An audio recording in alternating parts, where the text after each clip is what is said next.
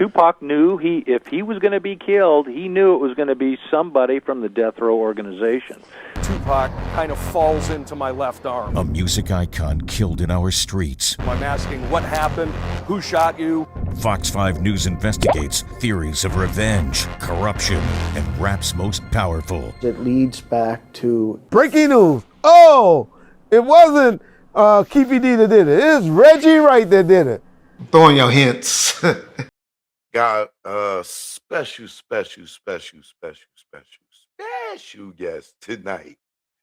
And when I got special guests like this, I already know there's certain people that's watching. I'm dry snitching like a motherfucker. You know, and the reason that these certain people are watching is they ain't here to, no matter what we say, try to debunk any and everything that we say, because we are hot on they tail. They little pink curly tail, that is. We are high on their tail when it comes to lies, fabrication, inconsistencies in their stories. And for years, decades, it almost feel like a century, that so many people have been involved in trying to seek justice for the late great Tupac Shakur. One of them being a guy by the name of Michael Carlin. Like, and many of y'all know his voice, you know, because he dropped videos. He don't do too much online talking, but he'll narrate plenty of videos that are informative in regards to the Tupac case and the Biggie case as well. So Michael Carlin, who is my guest tonight, has been on my show once before, right? Some of y'all may know of Chaos Merchant. Some of y'all may know he had did some stuff with RJ Bond in the past. Some of y'all may know that this is Russell Poole's good friend. And when it comes to this Tupac thing, he is one of the people that are boots on the ground, very informative, has his own theory on what happened with this case. He agreed with some people he don't. Some findings are of his own. Some he picked up, I'm sure, along the way with other people researching and pulling different things and evidence and things like that. So now with the trial, we probably about 32, 31 days, close to that. I'll just say 30 days out before this thing really gets to start getting where we've been waiting forever. Because I mean, I'm still feel like it's not going to happen, but I do believe that it is going to happen. I don't think there's going to be any more delays, but I'm sure Michael Carlin is excited as I am for this trial, as the Shakur family is, as the fans are. And we're going to talk about it. I want to know how he feels at this point.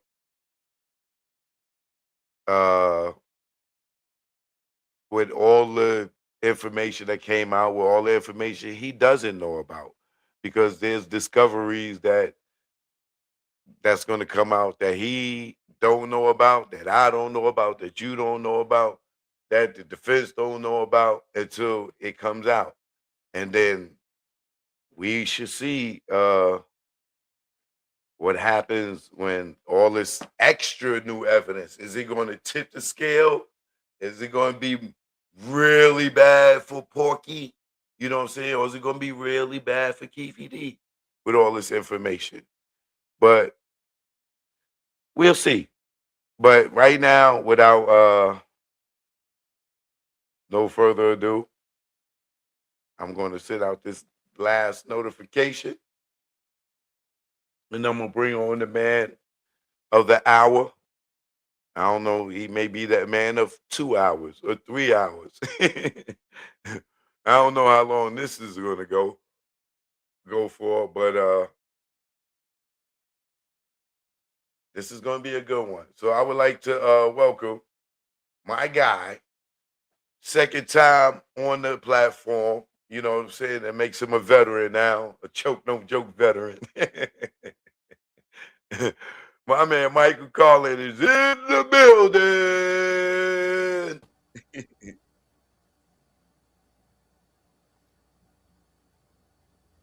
Mike, what's going on, Michael? Good evening. It's How good to you be doing? here. I'm good. We know that voice. We know that voice. How you been, man? I've been good and watching, with great interest, listening to kind of what's happening, hearing people in Compton talk about the Keefy D stuff. I'm knocking on doors in the Southside Crip area, hearing about Keefy D. He's called a shot caller, right? He's not a shot caller. He was a drug dealer. Right. And it's really interesting. Yeah. Well, your good friend Reginald Wright Sr. also said he wasn't a shot caller, and we know he's the head of the gang task force in Compton. So if anybody would know if he was a shot caller, it would be Reginald Wright Sr. Well, you can see that I've read the book, and it's got an index in it.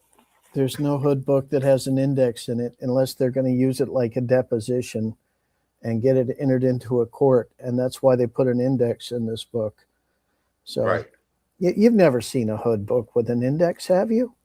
No. I mean, it just doesn't happen. So they knew what they were going to do with this. Right. There are no shocks, no surprises. Yeah. What you call it? And I'm sure you read more of that book than Keefy D did. Keefy D doesn't even know what's in his own book. I mean, it's so funny because when he was asked about it, he's like, I don't know. I don't know what's.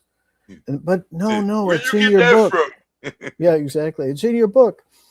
But I was down in Compton, I don't know, probably a year ago, knocking on doors, talking about Bobby Finch. And, I saw a friend of mine down there and I said, hey, man, I was referencing the book. He's talking about cases of Cristal and cases of Dom Perignon. And I mean, it just sounds outlandish to a guy like me because I know what that stuff costs. I mean, what are you talking about? $280 a bottle today for Dom Perignon? I mean, Well, back then in the 90s, because I know Cristal, because we used to buy it, it was like $109 or $119 a bottle. Yeah, and back a case then. of it is only 1,000, 1,500 tops. So you're talking about, him talking about we had literally tens of cases of this and it was flowing. And I said, come on, this is bullshit. And he said, no. He said, man, Keefy D was rolling like that. Yeah, he I had believe cars, he had champagne, he had women, he was a big time drug dealer and he was moving huge weight of cocaine. I mean, he was probably one of the biggest. He was up there with probably Freeway Ricky Ross, probably up there with Michael Harris, probably up there with, a number of these, Waterhead Bo. I mean, some of these big drug dealers, he was up there with them and he was rolling big time and he would get arrested and nothing would happen to him. Yeah, like those, what was it, 60 keys? Or how many keys he lost? Yeah, that was going to Arkansas. And wait a minute, who was waiting for the keys in Arkansas? Horry Taylor was in Arkansas at the time that bust happened, and it was heading to Arkansas. Now, you can't make this stuff up. And then they find, kilos of cocaine in Hurry Taylor's personal locker at the Compton PD, What he corruption had, like report. 2 kilos in his 2 locker. kilos in his personal locker. And they, I don't know what those are. I've never seen those before. And they have to cut the lock off. And he storms out and he gets fired over that. Yeah, what's so interesting? I was looking at that 95 or 100-page report, right? And going through that Compton what is it, corruption report? Yep, 95-page Compton corruption report. Right. Yeah, going through that, right? And I'm sitting here reading this thing, right? And at some point I'm like, how is all this cocaine and guns and drugs going missing in the precinct and y'all all cops? Yeah. I hold on. You tell me y'all all are police and there's a police house and someone is stealing inside the precinct and y'all all cops? What kind of precinct is this? Now I understand why it don't exist no more. Exactly.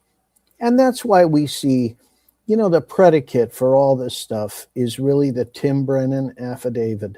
So you have the corrupt cops that are controlling the narrative. And you see some of those corrupt cops on the MGM surveillance. And I've talked to witnesses who saw them at the MGM in previous fights, and they were working off-duty security. I talked to an old Salty Dog security guy, and he said, we always hire gang cops when we're doing events that are going to attract the Crips and the Bloods because we need them to be there to sort out what's what if something goes down. So this was standard practice at the MGM. They hired them. And wait a minute, who are the gang cops? Wait a minute. So the Compton PD, the LAPD, including probably Greg Kading, he was a gang cop at the time. And so it makes sense that they're all there. And they're the ones that have controlled this narrative. And if you walk it forward, we're dealing with nothing but what they had said in the Tim Brennan affidavit. And, the easiest thing to attack is Orlando Anderson was in the car. And once you take Orlando Anderson out of the car, this case crumbles. And it's that's easy. Why everybody starts talking about, oh, it was Dre, because they said it was a big meteor. With all these, you telling me for the last 25 years, y'all was saying Orlando. Suge Knight says Orlando wasn't the shooter. Now it was the big meteor, it was Dre. But Keefe D said Dre was scared to shoot.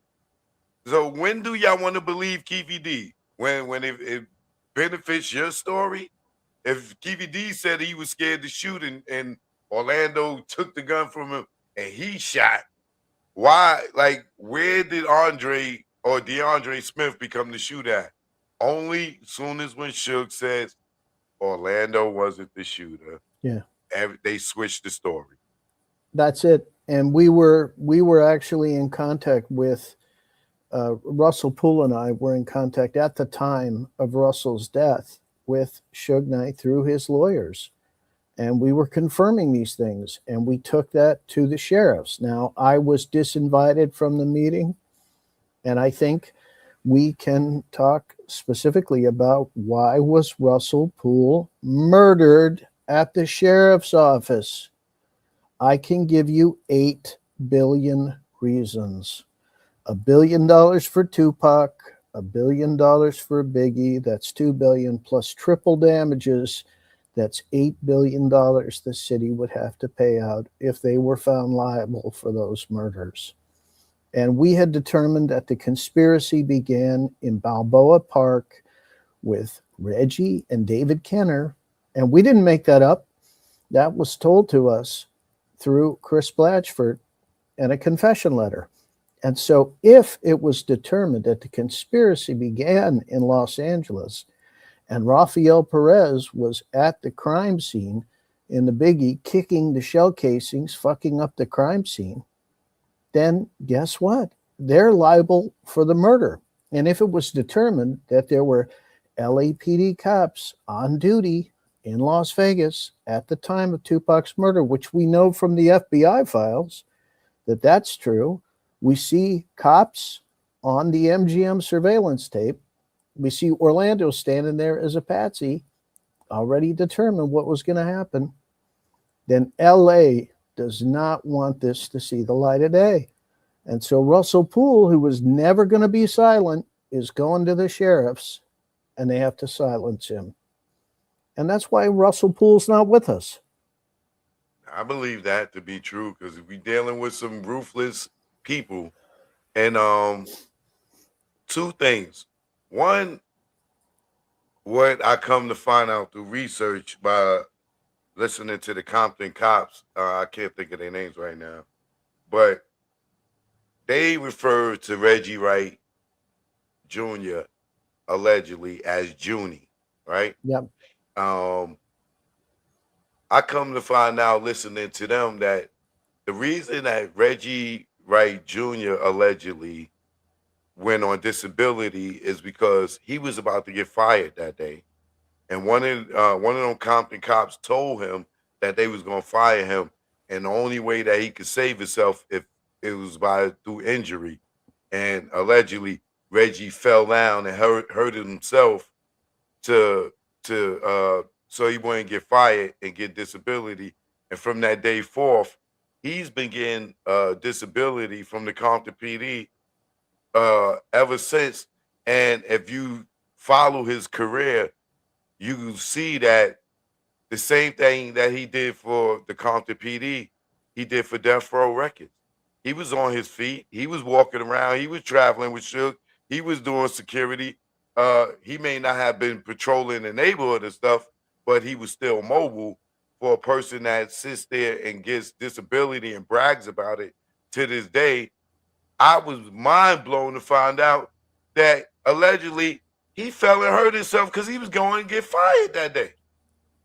Yeah, it's pretty crazy. And Kevin Hackey talked about that too, how that was all contrived.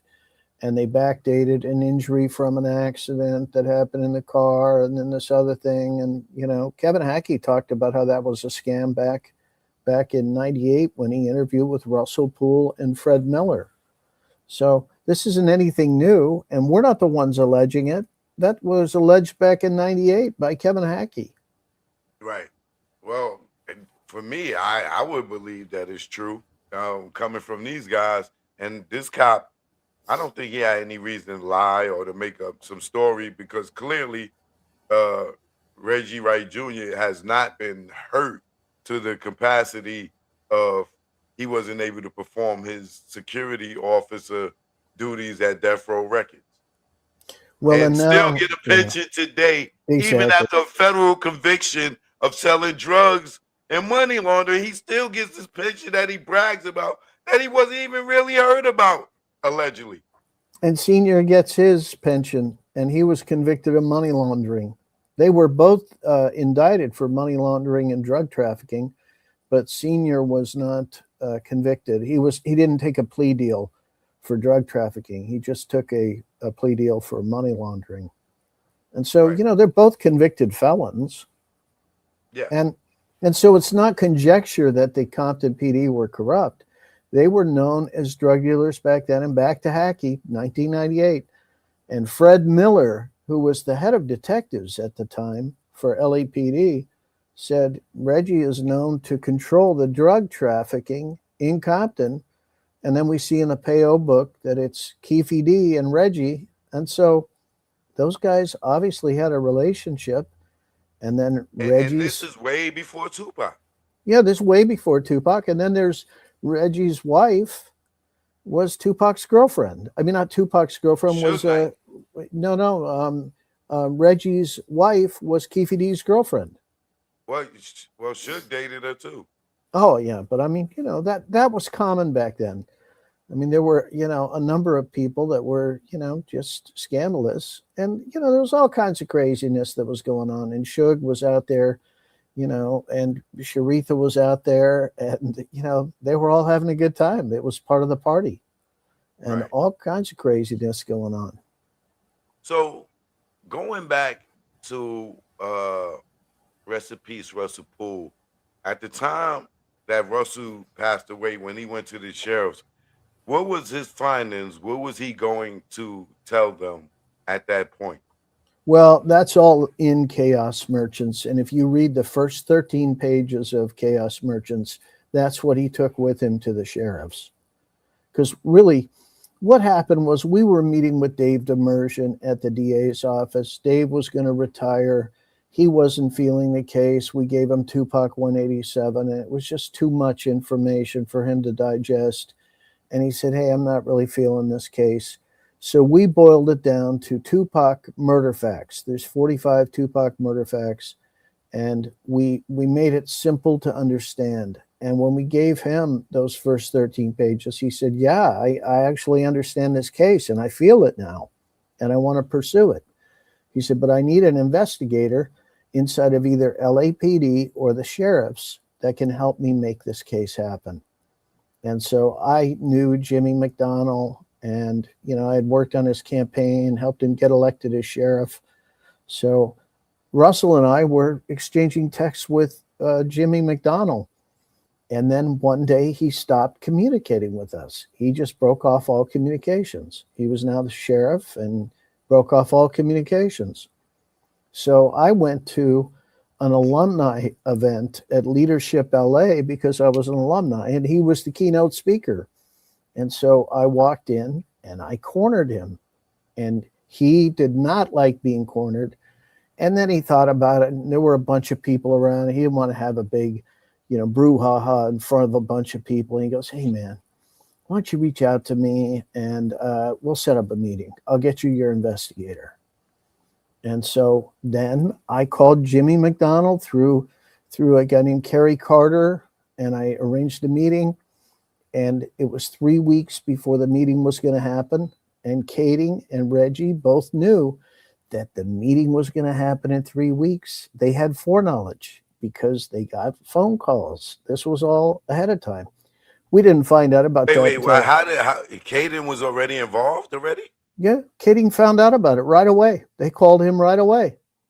And we didn't find out about it till after Russell died. Then Katie came out gloating about it. Well, so let me ask you a question real quick. Yeah. So when Russell Poole died, the Wrap It Up task force was already formed? No, that was over. I mean, it was. So how was Caden involved already? They called him. The sheriffs called him. The sheriffs called Reggie, and they started to mobilize to try and derail us. And that was all going for 3 weeks before. And Katie and Reggie both said, hey, we found out about it 3 weeks ago. We've known for 3 weeks. And they knew what we were going to talk about. And then it was about, I don't know, I want to say 3 or 4 days, we found out that it was an off-duty sheriff that let the shooters into the club at the One Oak. And that same off-duty sheriff, Sheriff Boyd, drove the shooters to the airport the next day. That's when Suge got shot, right? Yeah, that's when Suge got shot. He was shot 7 times. And right. What did the shooter yell? You killed Tupac. I mean, you can't make this stuff up. The shooter was trying to pin the murder of Tupac on Suge, and he was going to shoot him, kill him, and then leave. And so this was all a setup. I believe that guy told this the story. His name is Ali. Yeah. Ali from the Zopal.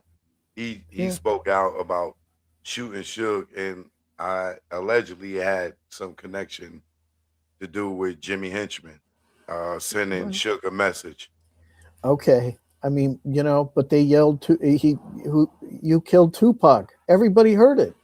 Right. There was a woman that was shot then too. And, I reached out to a lot of these folks, and nobody really wanted to talk about it. They were terrified of, this whole thing. But anyway, so Katie and Reggie found out about the meeting 3 weeks before it happened. And then a few days before this, we find out about the off-duty sheriff. And, I talked to Russell about it. I said, hey, man, are you sure you want to go through with this? And he said, yeah. And then the investigator called, and I'm trying to remember his name. I think it was Rod Cush or something. And he said, hey, what are you going to talk about? And he told him about the off-duty sheriff. And he said, how did you find out about that? Not, it's not true. How did you find out about that? And Russell said, oh, so it's true. And he said, this is a cop thing now. Don't bring Carlin to the meeting. And so I was disinvited from the meeting. And Russell, come alone. What does that sound like? Right. That's So a setup. So when Russell goes to them, who is he implicating as a suspect? Well, it's the gang people. It's the Patton brothers, Little Half Dead, and it's also all the corrupt cops: Rafael Perez, David Mack, Kevin Gaines, Sammy Martin, Nino Durden, Reggie Wright Sr., Reggie Wright Jr., and some of the other Compton cops. They were all, it was an operation, or what I like to call a copperation. And that would be in regards to both Biggie and Tupac, or just Biggie? Both of them. And that's why if the city of LA is found to be liable, it's an $8 billion problem for them. Right. And I reached out to Mike Fuhrer and I reached out to Ron Galperin because, I worked on all their campaigns. And I said, hey, you guys got a problem with this. The thing that I'm trying to figure out is how did Greg Caden get involved? So I know that he was put on the Wrap It Up Task Force with Tim Brennan, correct? Yeah. Yeah. Well, how was he a part of the story before that? Well, I think these guys are all friends and they've known each other forever. And Greg Kading, when I had my big confrontation with him on that radio show, the Murder Mystery radio show, I said, hey, you're covering for your friends. He said, yeah, they are my friends and I am covering for them. And so there was, when you look at like the confession letter, it never saw the light of day because it was derailed by Albanese at LAPD. And, RJ and Russell went to the LAPD meeting and, Darren Dupree was there and RJ had not disclosed that to Russell. And Russell was hot about it because he kind of got, egg in his face by saying, hey, how does Kading's partner at this meeting? And you didn't tell me about it beforehand. And so, the upshot, and I don't know if RJ just let it, slipped his mind. He didn't know. I don't know what it was, but I know that Russell was not happy about that. And then kind of a crazy thing, I used to hang out with Anthony Brooklier, and Anthony Brooklier was a mob attorney. And I used to go Saturdays and listen to music in Century City. A friend of mine would play music and Brooklier would be there. And then Russell said to me, he said, hey, I need an attorney that can sue the city of Los Angeles. And so I said, well, I know this guy. His name is Anthony Brooklier. He goes, I know who that is. Let's get on the phone with him. So we get on a call while we're writing Tupac 187 with Brooklier. And Brooklier had previously represented Suge Knight, and he failed to disclose that. And so when I had the actual manuscript for Tupac 187, I bumped into him on a Saturday, and he goes, man, I'll give you $1,000 right now if you'll let me read that manuscript now. And I said, hey, man, I ain't going to let you. I said, why did you disclose to me that you previously represented Suge Knight? And whose best friend is Anthony Brooklier? David Kenner. I mean, you can't make this shit up. Right. And so what ends up happening to Anthony Brooklier is he ends up hanged in his condo. He's dead. What? I mean, oh yeah. Yeah. Yeah, it's crazy. And so, after all this stuff happens, it's like now Anthony Brooklier is dead too. Then that happened after Russell died. Right. So you can't make this shit up. It's crazy. So let me ask you, all right, the Tupac trial or the Dwayne Davis Keefe D trial is coming up. Yeah. About 30 days from now. Straight out, do you think he's going to be found guilty or not guilty, and why? Well, I think unfortunately we are in an era in America where it's outcome determinative justice, meaning that they already know what the outcome's going to be before they ever bring the charges. And so this notion of a fair trial is really just that. It's a myth. There is no such thing as a fair trial. However, I will say this. I did watch your interview with the current defense people. And by the way, the previous defense people were absolute trash. I think those were just terrible attorneys. And, you know, what did they have to do? They had to set up Keefe D in the county jail so that, you know, there was a beatdown, a fight or whatever. And, you know, nothing Just so he happens. couldn't get bail. That was dirty. That was really it was dirty. And why did they have to do that? They needed leverage on him. Yeah. Because what happens if he gets out and actually can mount a defense? Well, no, that they didn't want that. No. So it's the outcome determinative justice. They already know what's going to happen. But and how does he, you know, I've been incarcerated before, right? So I can kind of guess, like, he's, from what I'm seeing, he was being transported. Either he was coming back from medical, he was coming back from child, but he was being escorted by a correction officer. The other guy comes in, approaches him with the correction officer. How is he convicted of anything? Or if he would have been a punk and ran behind the cop and stood behind the cop like this, would they still have convicted him? I mean, it's the same thing with Cleabone Sloan, right? Cleabone Sloan is the one that does the first felony, but Suge is the one that gets charged with everything. So it's outcome determinative justice. They know the outcome that they want, and they're going to just make it happen, and they don't care what the laws are. And look, I have a friend in Compton. You know who he is. You know, the Constitution applies to everybody in America except this poor guy, because he shut down the corrupt Compton PD. And so for a bowl of oatmeal and some golf balls and some, you know, I mean, like crazy shit, right? Almost nothing. He has to go to prison over that shit. Right. And then he gets it overturned on appeal, and double jeopardy doesn't apply to him. So they try him again for the exact same crime. And they tell him, we know you're going to win eventually, but we will have stolen 20 years of your life. And they did. And they stole 20 years of this man's life with this outcome determinative justice. They already know what the outcome is that they want. So what's the outcome for Keefe D? Well, I think they want to just pin it on him. But, you know, there is a ray of hope. And the ray of hope is his attorney today, I think, is actually really trying to mount a defense. And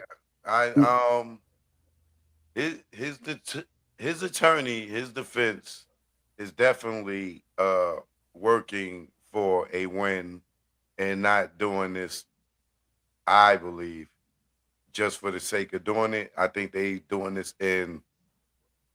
to be victorious, and they building a team that people probably are going to be shocked about once they see who they walk in the courtroom with.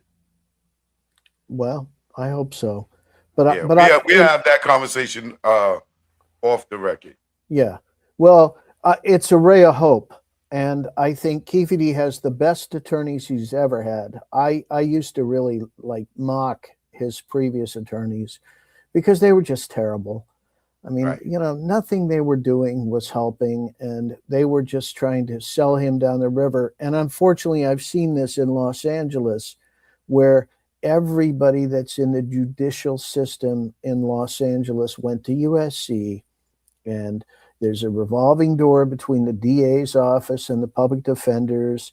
And then once you've been in the DA's office and public defenders, then you can become a judge. And it's all a club, and they all know each other. And, you know, it doesn't have to be a bribe. It could just be, you realize you don't play with us, your career isn't going to advance. They don't have to get any further than that. And if they have to, then they can finally have the row 75 plot 67 conversation and just say, hey, do you really want to be in this graveyard, or do you want to play ball with us? And, you know, that's the way it works. And, you know, we used to have organized crime over here, and we used to have government over here. Well, now organized crime and government are together. Hand in hand. Hand in hand. And so now it's NGOs and it's taxpayers' money that's floating out, and it's just in plain sight. And we're going to use that money, and we're going to fund campaigns, and we're going to count votes until, oh, we didn't get the outcome we wanted. We're going to keep counting votes for another 30 days. And all of a sudden, oh, look, we found this whole stack of mail-in ballots, and this is this is what we want now. And so, it's organized crime, and it's inside of government. And when you look at how this occurred, you can go right back to Police Chief Bernard Parks, his handpicked people, Rafael Perez, David Mack, Kevin Gaines, Nino Durden, Sammy Martin. I mean, it's a big list, but it's the same stuff that's been going on ever since, because there's too much money involved. Now, let me ask you. I believe that Reggie Wright Jr. had his hand in this Tupac situation, right? Of course. That's just my belief, right? Yeah. Keefe D has stated that Reggie Wright Jr. was involved, allegedly, on several occasions. What is it going to take in this case for the public to see that Keefe was a patsy, and the people around him, allegedly, those in death row, some of them may have been involved in Tupac's murder? Well, we can go right back to the only living eyewitness, and that's Suge Knight. And what does Suge Knight say about this? Suge Knight said it's those dirty cops and some gang members. Well, that's what the confession letter says. Mm-hmm. And so, it lines up exactly. And we sent the confession letter to Suge through his attorney. Tom Mesereau went into Suge Knight's cell, read him the confession letter, and said, hey, how did these guys find out all this stuff? It's true. And Tom Mesereau reached out to us and said, hey, it's true. And, I had lunch with Tom Mesereau after. And, Tom's a friend of mine in Century City, too. I mean, he's somebody that I put in my newspaper and I've known. And, he told me, he said, man, I really feel badly about your friend Russell. And then Tom proceeded to tell me a story about Omar. And he said, Omar, I feel so badly for him, because he knew I knew Omar, too. And he said, I feel so badly for him because the feds, he said, he had to watch, in the Pat Moore case, he had to watch hundreds and hundreds of hours of FBI surveillance footage. And they would bring Omar into the surveillance room. It's all on videotape, perfect audio, and they're pushing suitcases full of cash over to Omar. And Omar's pushing them back, saying, hey, I don't want your money. I want you to build a school for me. I want you to build a church, build a park. Help me fund this. Help me fund a rec center. Help me do something for the youth. And the feds are saying, but he's black. Why isn't he taking the money? And Tom Mesereau said, I was so offended by listening to these feds talk about this stuff. He said, it really was offensive to me. And he said, Omar got a raw deal. And then Omar has his second trial, and Tom comes down to provide a character witness for Omar, and he's only allowed to say 2 words. I mean, isn't that crazy? The judge says, I'm only going to allow you to say 2 words in support of Omar. And He says, undeniably honest. And that was it. That's all he could say, because the judge had stopped him from actually getting a fair trial. All right. So going back to Suge, right? Yeah. Do you see Suge testifying in this trial? I don't think so. I don't think Suge would testify. But you know what? Suge said enough things publicly. I mean, you know, he talked to me about the murders. He talked to you about the murders. He's talked to Piers Morgan about the murders. I mean, there's plenty of tape on Suge. The only eyewitness and what he stated about it, and he's always said Orlando was not the shooter. Orlando. And the minute you take Orlando out of that car, this whole bullshit goes away. Yep. It goes away. It's over. Yep. And that's all you have to do. And let's not forget that the driver, according to Yaki Gaddafi, was light-skinned, bald head, with a mustache, and with a cap on that looked like a bitch in the face. Yeah. Right? There you go. So ain't nobody in Reggie's story light-skinned at all. None of them. No. T. Brown, Keefe D., Orlando Anderson, or Big Dre. Whoa, but wait a minute. The Brennan affidavit says Bobby Finch was in the car. Right. And Bobby Finch had an airtight alibi. He was picking his boss up at the airport. I mean, in LA, at LAX. And then they had the little half-dead theory. Yeah. Well, Little Half Dead was likely the shooter. Wait a minute. Little Half Dead has just changed his name. He's no longer, he's the artist formerly known as Little Half Dead now. But you know, look, we don't know because we weren't there. I wasn't in the car. You weren't in the car. But we're not making this up. We're not the ones that said Little Half Dead was the shooter. That was the Patton brothers who caused a confession letter to be written. And that went into Chris Blatchford's file since 98 and finally came out in 2013. And I had my meeting with Chris Blatchford in 2014. Right. Well, my thing is, with this trial, it seems as Reggie Wright Jr. is going to be the star witness in this. Well, if that's the truth, then it's so easy to impeach him because, wait a minute, drug trafficking, money laundering, Reggie Wright, who has some kind of a relationship with Keefe D in the drug world, and then his wife somehow had a relationship with Keefe D, and there's some kind of bad blood between them. So all of that testimony can be impeached. And there's many questions that you can ask Reggie Wright that he's going to have trouble answering.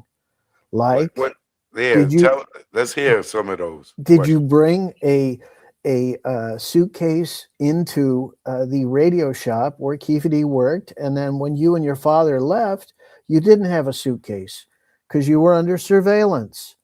There's an LAPD criminal report on Reggie Wright. Well, where's that? Why isn't that entered into evidence? I can't get a copy of it, but I know it exists because it shows up in documents. And it's the criminal history of Reggie Wright Jr.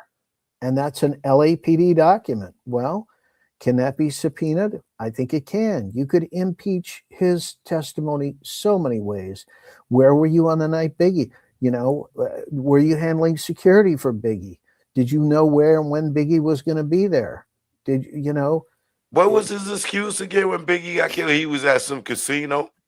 Oh, you know. That's what he said. He said he was at some casino. Haven't you heard like all of the crazy stories that Reggie tells and how the lies constantly morph, but the truth always stays the same? Yep. So he's going to have some real problems if they can get him under oath. Can you believe the questions that they'd be able to ask him? And they ain't going to get him under. They already got him under oath in the grand jury. Well, but the grand jury was child's play, because you know. He's going to court. He's testifying. He is definitely testifying. Then you know what? We're going to learn a lot, because I wonder how many times he's going to invoke his Fifth Amendment rights. Yeah, it don't matter. He could invoke them on everything. It's just going to make him look even more guilty. Well, he uses it. Yeah, he does. Depending on the question that I'm sure that Michael's going to be asking him, if he keep invoking the Fifth Amendment, it's only going to make the jury like, okay, let's hurry up, let's wrap this up. That's your guy right there. Yeah, exactly. And all you have to do is take Orlando Anderson out of the car. Now, how else can you take Orlando Anderson out of the car? Well, he Hospital was, records. yeah, the hospital records. Yeah, You can because he take went to the emergency, and there's a documentary that I see that I can't remember, and I'm killing myself because I didn't save it. But they have Orlando Anderson's medical records, and it shows the time that he got discharged. And there was no way from the time that he got discharged that he could have been in that Cadillac that shot up the BMW. And he was hanging out at the bar at the MGM, and so those two things. And then the other thing that you could get is you could get his lawsuit with Affini, because he was sued by Affini for wrongful death, and then he countersued for the beatdown, and there was going to be a settlement with Orlando, and he was going to go down that afternoon and collect his check. And the afternoon he was supposed to go down there, he gets murdered at the car wash. Yep. And so, I talked to the first responder. I know literally thousands of people in Compton because I've been down there. I worked on Emma Sharif's campaign. I worked on other people that ran for, whatever. And so I literally met thousands and thousands of people down there. One of them was a first responder that was there when the Stone brothers were murdered and when Orlando was murdered. And they have said that everybody was shooting. And a minute after the shots were fired, the first responders heard the shots and rolled, and they were there a minute after. And Reggie Wright Sr. was there, and it looked like he had been there for a long time. Now, Michael Duro, who, by the way, Michael Duro should be out of prison, but he's not, because you know what? It's outcome determinative justice. The law changed. He didn't have gunshot residue on his hands. That means he must be released from prison. But guess what? He's not been released. He has a court date coming up. I hope he gets out, because he had absolutely nothing to do with the shooting of the Stone brothers. But there were eyewitnesses there at the car wash that said everybody was shooting. It wasn't just the Stone brothers and Orlando that were shooting. And so they ducked, they got down because they didn't want to get hit by stray bullets. But anyway, upshot is the first responders showed up a minute later. Reggie looked like Senior had been there for a while, and Orlando was dead. I mean, he had been shot so full of holes that he was dead. And then, of course, you have Brennan and Ladd say that they got there, and when they got there, Orlando said, "I killed Tupac," and then he died. Well, the first responder said, it's impossible. That didn't happen. And your other guys that you mentioned, the Compton cop people, they've also said the same thing, that that's a bullshit story. And so you have these corrupt cops. They were found to be corrupt. They were shut down from being corrupt. And they're the ones that controlled the narrative on Tupac. So you got the corrupt cops, the through line for that whole story, and it continues with corrupt cop Kading, who Toros Ramos ruled to have reckless disregard from the truth. Let me ask you a question. Yeah. Right. Do you think that Suge had knowledge that the BMW was going to get shot up that night? Or Absolutely that something was going to happen to Tupac? Well, I think they had determined that they wanted leverage over Tupac because, there was bad blood happening, and Tupac and Suge were trying to work it out, and supposedly they had worked it out. They were gonna leave, and they were gonna form Lucky 7, which was gonna be the 7th record distribution company. And a couple nights before, I forget who it is, but he had a talk with Tupac, and Tupac said, "Yeah, we got all these artists. They're going to come with us." And he goes, "You can't do any shit like that. You know who runs this? Gangsters run this. You're not going to be able to do a 7th record distribution label. You're going to get yourself killed." And that's what happened. And so I believe they were going to do movies together. I believe they were going to do their own record label because Suge knew he was under Jimmy's thumb. He knew he was under. What about Pac going up to the studio and trying to take the masters? Oh no, that all happened. 100%. That all And happened. you think Suge is cool with that? No, I don't think Suge was cool with that. I think there was a haggle that was going on at the time. I think they wanted to have leverage over Tupac, and so they allow the beatdown to happen. And and Suge thinks, okay, well, we got him. Wait. Do you think that the beatdown was staged? Oh, 100%. Why wouldn't it be? Okay. I mean, honestly, okay. How many gangbangers do you know? 100? Yeah. Not too many, but from a distance, a few. Okay. Do you believe that gangbangers would go into the MGM and get into a fight where there's cameras everywhere? Hell no. I mean, no gangbanger, and I know a lot of gangbangers. Nobody's going in Vegas doing that unless it's unless they know very necessary. Unless they know that they've got some kind of immunity. And by the way, do you really think that gangbangers from Compton were going to go to Vegas and shoot up in Vegas unless they knew that the cops were going to protect them? That they were going to be until they got back to Compton. Yeah. They weren't going to go shoot up in Las Vegas. No, that wasn't going to happen. No, unless they knew. But you know what's crazy about this? Okay, Suge and Tupac get pulled over. And a minute later, the BMW shot up. I mean, that's a marker. That's a marker point. That's what it is. That's what it is, 100%. And wait a minute, how many film sets you been on? You've been on hundreds of film sets, right? All right. We're going to lock it up. All right. Ready to roll and action.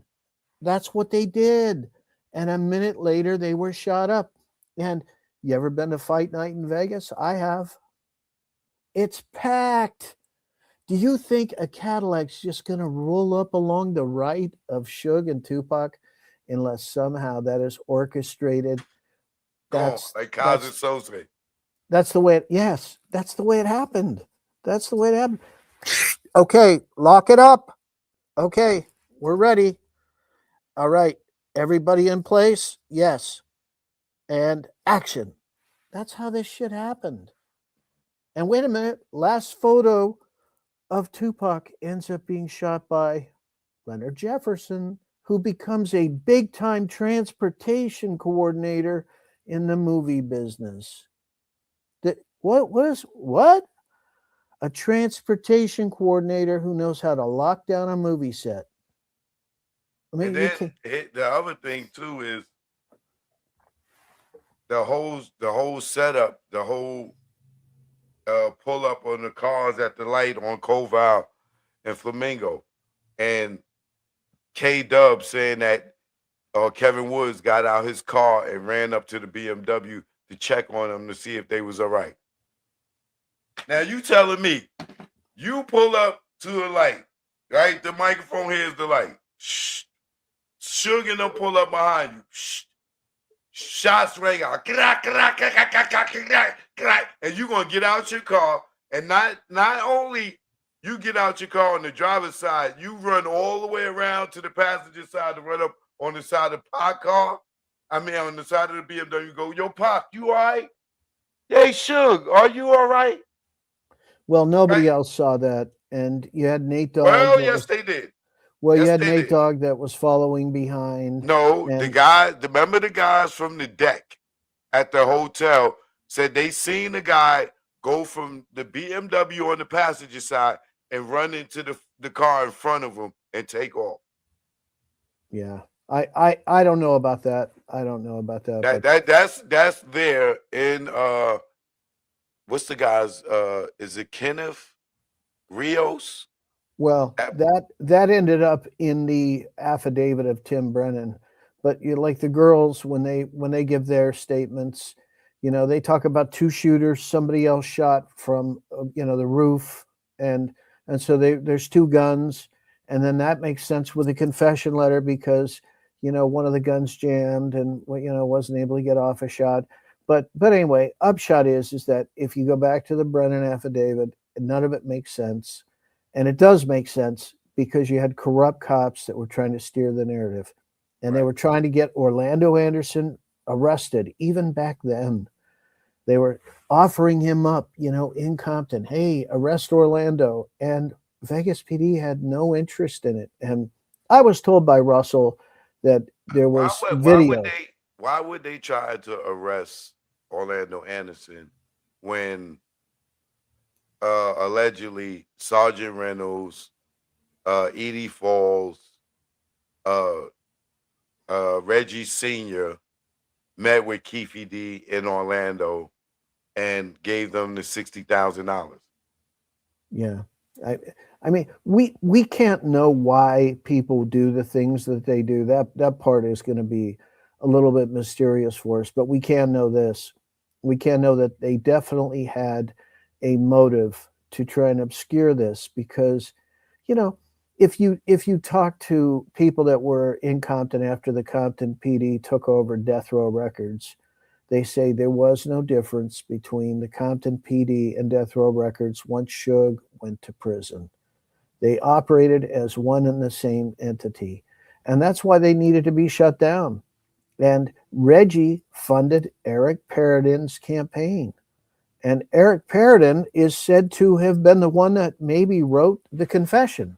I mean, we don't know that, but that's kind of the talk of what's going on in Compton. They talk about that openly in Compton. And And are you familiar with in 98 when Keefe D was picked up that he stated that Reggie Wright Jr. is the one that orchestrated the hit on Tupac? No, but it wouldn't shock me. I mean, where is that? Is that in a document? Yeah, I can't think off the top of my head, but it's around 98, 99. Keefe D meets with, I think, the FBI, and he states that allegedly Reggie Wright Jr. is the one that orchestrated the hit. Well, I can tell you this. The first person that was offered up in the Biggie hit was Keefe D. And Russell had gone to, they flew a helicopter over Keefe D's house because there was an SS Impala in the backyard. It matched the description, okay? And so Russell went and, investigated. Cobwebs everywhere. And Keefe D was hiding it from the repo man. So he put the SS Impala in the backyard. Well, there was no way that was the vehicle that killed Biggie. And so didn't Reggie when the Wrap It Up task force started and Reggie was the first suspect, didn't the whole thing get to Keefe D by Reggie saying that Southside killed Biggie? Well, this started at the original investigation of Russell Poole into the Biggie Smalls murder. And so Brennan and Ladd go to meet with the investigators, and they're going to share the details that they have. And they're at the investigator's office when their cell phone rings. And they say, hey, what is that? Oh, you have information about the Biggie Smalls murder? Hold on, I'm going to put you on speaker. And they put it on speaker with the investigator. And it's Keefe D was behind the murder of Biggie. This is early on in 97. And, the investigation. So the very first person that Compton PD offers up as the suspect in the Biggie Smalls murder is Keefe D. Yeah, but the day of the shooting, Reggie Wright Jr. called his father and told him that it was Orlando Anderson. And Reggie Wright Sr. called Brennan and Ladd and told them to get ready because the war was coming back to Compton. No, I'm talking about the Biggie Smalls murder. I'm Oh, talking okay, about okay. Keefe D was the first person that was offered up in the Biggie Smalls murder. And that was Oh, early 97. Well, I wouldn't say early because Russell took it over. It happened in, March. And so, Russell gets the case like 3 weeks later. And the same guy who kind of fucked up the investigation on the El Rey Theater, Cooper, is the one that has it for 3 weeks. And so he kind of does, a wrecking ball on the case before it's handed over to Russell. But Russell's pretty smart. He pulled things together. He put out, all kinds of stuff and got a bunch of clues in. He had solved the Ennis Cosby murder. And so he was kind of on a roll, and he had some clout in the department. And so the very first person that they offer up is Keefe D. Who's offering up Keefe D in the Biggie Reynolds, murder first? not Reynolds. Brennan and Ladd are offering up Keefe D with Reggie Sr. And where are they getting this information from? From Reggie Sr. They're getting it from Reggie Sr. Okay. And it's like they're in meeting with investigators when Reggie Sr. calls and says it's Keefe D and the SS Impala's in his backyard. And so Russell arranges to have LAPD fly over Keefe D's house, and then they arrange to go there and look at the car and with a warrant and the whole thing. And they show up, and this car hasn't moved in months. I mean, these are dumb planners too. They could have at least had Keefe D pull his car out for a car show or something, but Right. No, they didn't.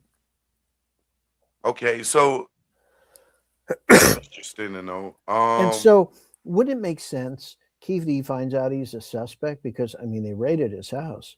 They told him, "Hey, you're a but we suspect." know that he was with Biggie that night, so Yeah, of course, but he's not the guy in the bow tie, that is seen. That everybody forgets in the Biggie murder. There are. I believe that was Kevin Gaines.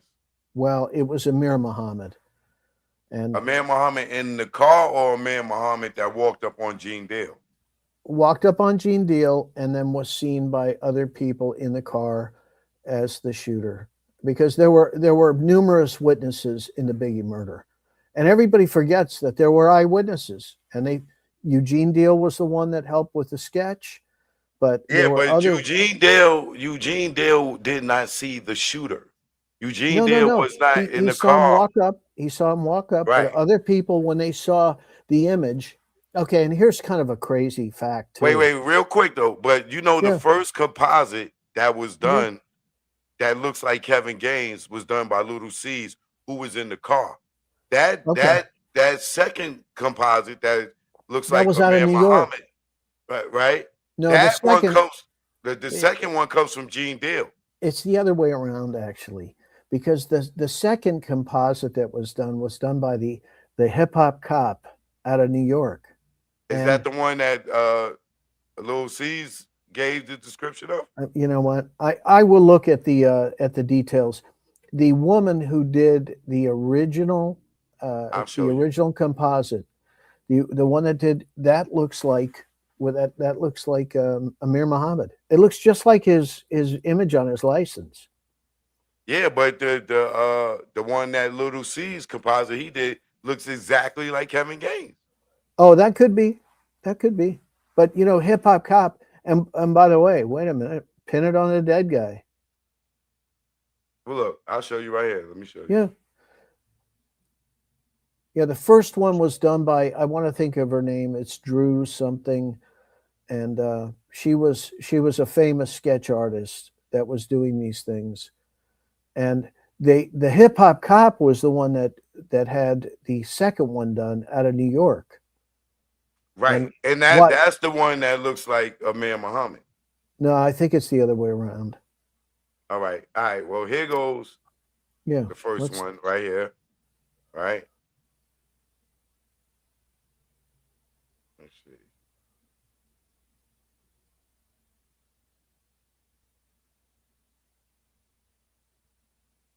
So this is you saying the second one.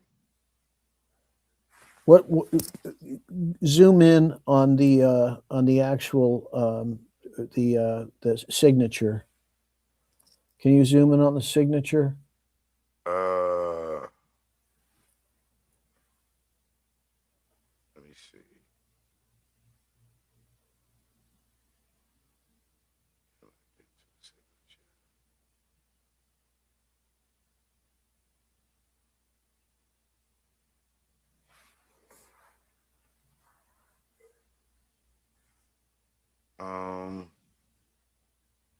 And by the way, that one says LAPD investigation. The other one was out of New York.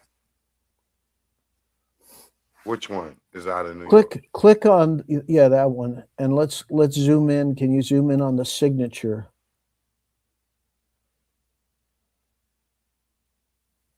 Yeah, you've got a really small image there. Yeah, it's really. I've got the actual flyer, which I will pull together and send to you. But Kevin Gaines is murdered just a few days after. And so doesn't it make sense to pin it on the dead guy? Yeah, but I understand what you're saying, but when you look at let me see, because I had a side by side. Yeah. Yeah, I see the side by side. I see it there. Kevin Gaines.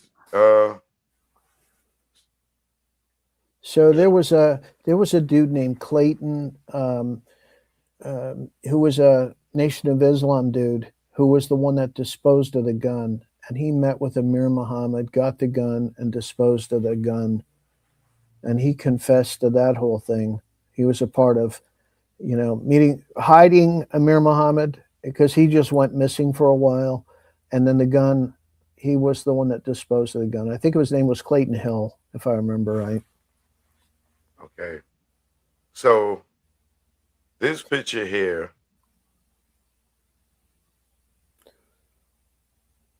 let me show you this.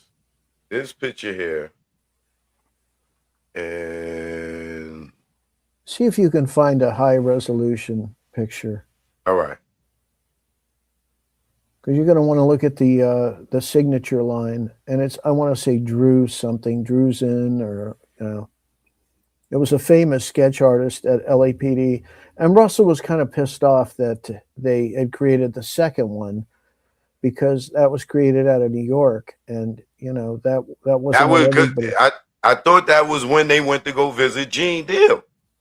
No, it was done by the hip hop cop dude. And okay. I mean, the hip hop cop dude was because Gene Deal's the one that was telling them, is the dude with the peanut head. Yeah.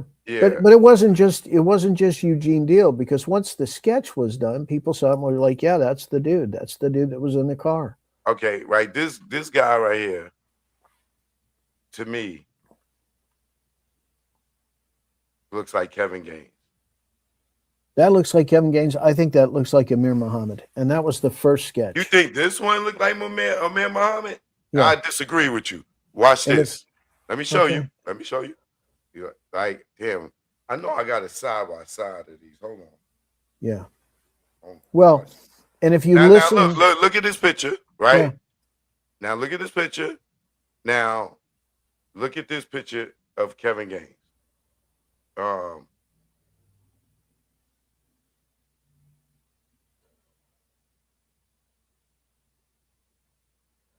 I had somebody send me Kevin Gaines' photo from his look at this LAPD graduation. Yeah, I mean, now you tell me that composite doesn't look closer to this guy than you said Amir Muhammad, right? Now, well, let's look at Amir Muhammad's license, because that's what they were comparing it to, his driver's license at the time. All right, and look he has kind of a square head. Look at the shape of their heads. Look at that. Look at this guy, right? Yeah. Kevin Gaines, right? Let's go. I know I got had a side by side. So if you listen to Kenneth Bogney about this, Amir Muhammad was owed like 700 grand for the hit. And that's why David Mack has to do the bank robbery to pay off Amir Muhammad. Like, see, that to me looks more like Kevin Gaines. And then when you go to the Biggie killing, the night of, Kevin Gaines and David Mack is standing right out there, and Kevin Gaines got on a button up a shirt all the way buttoned up to the top, and it looked like he just took off the bow tie and forgot to unbutton the top. Because who wears their shirt all the way buttoned all the way up to the top with no tie or no bow tie? Nobody. All those guys were there for sure. And supposedly, according to Kenneth Bogney, Kevin Gaines was supposed to cut off Puffy, and they were gonna make sure Puffy got killed too. And that's according to Bogney. Now I don't know, that was Rafael Perez bragging about it when he was in jail. So we don't know whether or not that's true, but doesn't it make sense that, like, whatever? I mean, a week later, Kevin Gaines is murdered by Frank Liga. It makes sense. I mean, and that's an LAPD sanctioned hit, and there were surveillance that's the other sketch you talking about. Yeah, that one is the Amir Muhammad one. Well, but Amir Muhammad was never that thick. He was never fat like that. Amir Muhammad was an athlete, and he was thin. He was super thin. He was a runner. And right. Those guys are likely behind the murder of Mickey Thompson too. I don't know how much you know about the Mickey Thompson case, but that needed to be two people who were super athletes, because they killed Mickey Thompson and his wife, and then they rode bicycles up this massive hill. There you go. There's Amir Muhammad right there. Which one? Scroll right, back up. Right here. Doesn't that look just like? That's Amir Muhammad. Yeah, right here. See how thin he is? He's an athlete. I mean, these guys were in tip-top shape. Yeah, now, but the difference between him and the Kevin Gaines is the mustache. Okay, but I mean, all right. I can grow a mustache.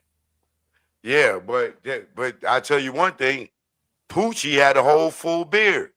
Yeah, I know. They always known for wearing a full beard. Exactly. Poochie had a beard at the time. Right.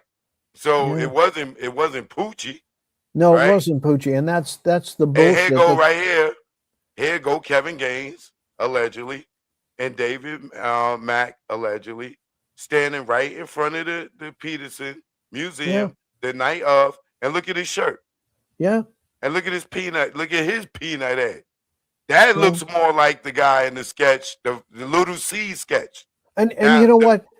Look, it could be for sure. There's no question about it. The Little C sketch just looks like a thick, fat dude to me. I mean, when I say fat, I don't mean, massive, but just a thicker guy. These guys were in tip-top shape. They were athletes. David Mack and Amir Muhammad ran track together in Oregon. And they were, the fastest men in the world. And David Mack dated Joyner. What was her name? Now look at that picture right there of allegedly Kevin Gaines and Mack in front of the Peterson at the time of the murder, right? Yeah. Yeah. After right now, look at his head and his hairline, right? Hey, I'm not saying that it's not him, because here again, we weren't there, but you know what? Either way, he favors him more than the guy with the receding hairline, to me. Well, either way, it's leading back to corrupt cops, because Reggie told everybody where they were going to be, and you know what? That's a Mario Hammonds thing, and I interviewed Mario Hammonds too.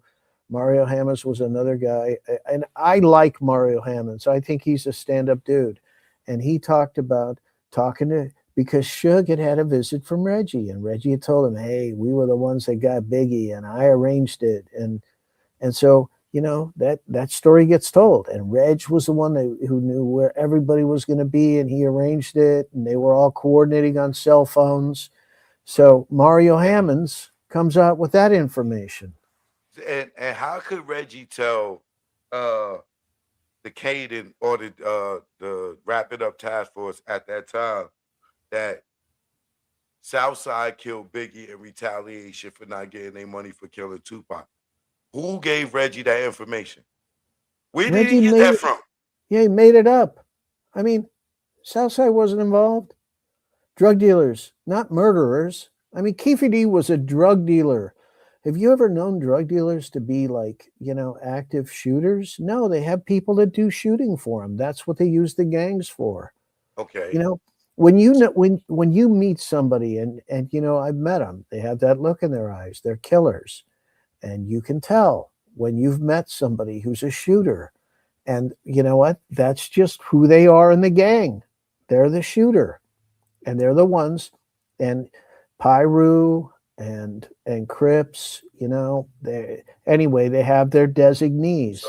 So now, real quick, not to cut you off, but yeah.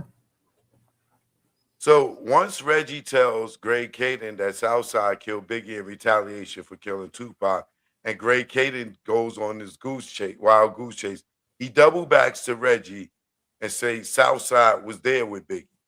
And then Reggie tells him, it gives him Teresa Swan and Poochie, right? See, you think that Greg Kading did a righteous investigation. I think it was all Hell no. That's the last thing I think. I think those guys sat around and they concocted what was going to come next. Don't worry, Reggie. We're going to clear you. We're going to get you out of this because I'm your buddy and I'm your friend. And, and they're wired in with the police and it's the thin blue line. And you know what? They're going to get the cop out of it. Even if you were a previous cop, we're going to get you out of it because it's the thin blue line. And it's outcome determinative justice. They're not going to allow anything to happen that they haven't pre-planned. And so they're going to concoct this whole thing. Oh, there was a war in Compton. Well, you know what it was? It was a regular week in Compton. There were 10 shootings. Well, there's 10 shootings in Compton every week. Right. Now, let me ask you this, right? I lost my train of thought because I didn't want to cut you off. Oh, no, it's all good. But okay, so Reggie, damn, I lost my train of thought.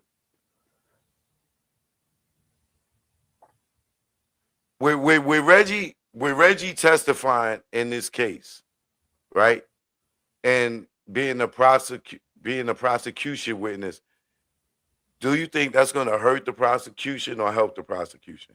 It's going to hurt the prosecution as long as the defense asks one question. Reggie, were you ever a suspect in the Tupac murder? Reggie, were you ever a suspect in the Biggie murder? Because you know what? He has to answer truthfully. And he could lie, but he's probably not going to. Yes, I was a suspect. So wait a minute. You were a suspect in both of these murders, and you're the one that's telling us who did it? Oh, no. This is really bad. And I think that this is a smart attorney. He's going to put him on the spot and say, were you a suspect? And I'll tell you, how is Reggie a suspect in the Tupac murder? Well, the confession letter said that we were handed the gun by Mr. Wright Jr. Okay? Chris Blatchford talks about it and says that Reggie and Sharitha were coordinating, this whole thing, right? And Suge Knight says to me, Sharitha and Reggie and Perez was great friends, and all three of them, and all three of them tried to plot. Yep. And he definitely said that.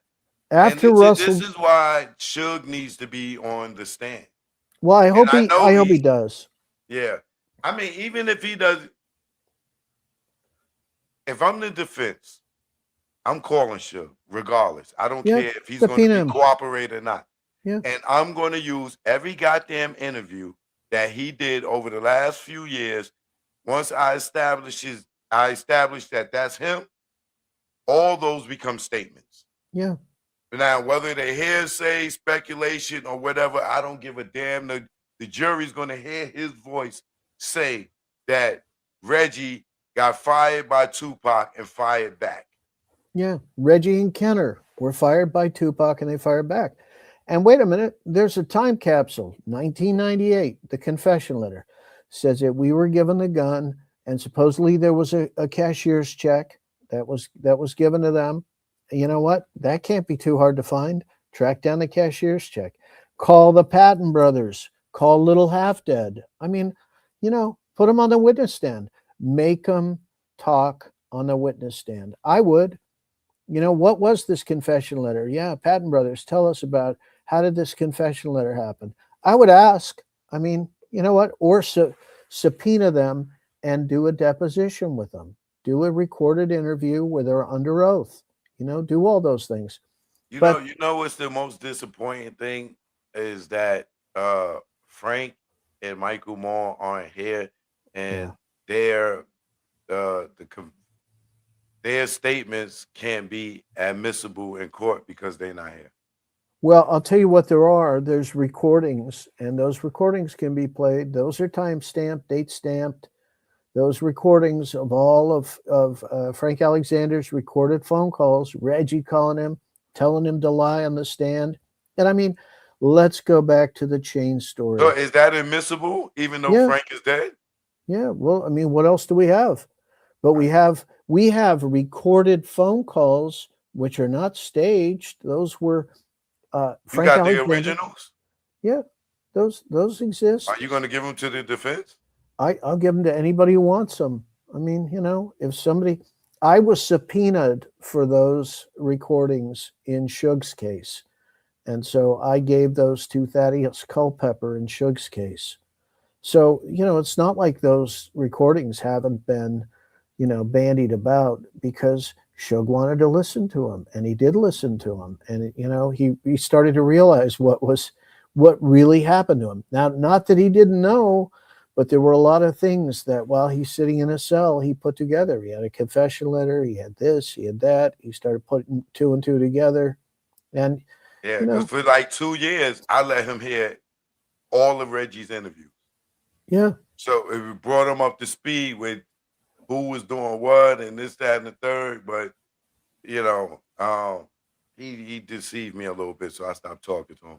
Well, you know what? Hey, exact same thing happened to me. Because Right. he was trying to cut some kind of a deal with Snoop, you know. So Toy and Suge went to Vegas and they listened to Snoop, and I think this is the recording that Suge has. Right. And they talked specifically about the Tupac murder, and you know, Snoop supposedly apologized and what have you. And then while he was in prison, he was trying to cut some kind of a deal with Snoop, and he called me up and said, "Hey man, could you just back off of Snoop?" And I said, "For what?" "Well, I'm trying to work out some kind of deal with him." All right. Look, I don't ever try and stop anybody from getting a check. And so, but you know, at the same time, if you're not going to just be about the truth, then I got to move on. Right. Shout out to Toy. I like Toy. She cool. I like Toy a lot. You know, and I bumped into Toy a few times over the years. And you know what? She's always been super nice. And I really did work with her to try and get Suge an attorney. I tried to get him bail. I brought somebody to the table who was willing to put up the money, and there were meetings that happened. And I mean, I did everything I could to try and help him get a fair trial, which he did not get. I did what I could to, you know, help him in any way I could, you know, and Toy, she was just always super sweet, and you know, that's his lady. So I'm not gonna continue a relationship with her, you know, if no. him ain't cool. You know what I'm saying? But she's a sweet person though.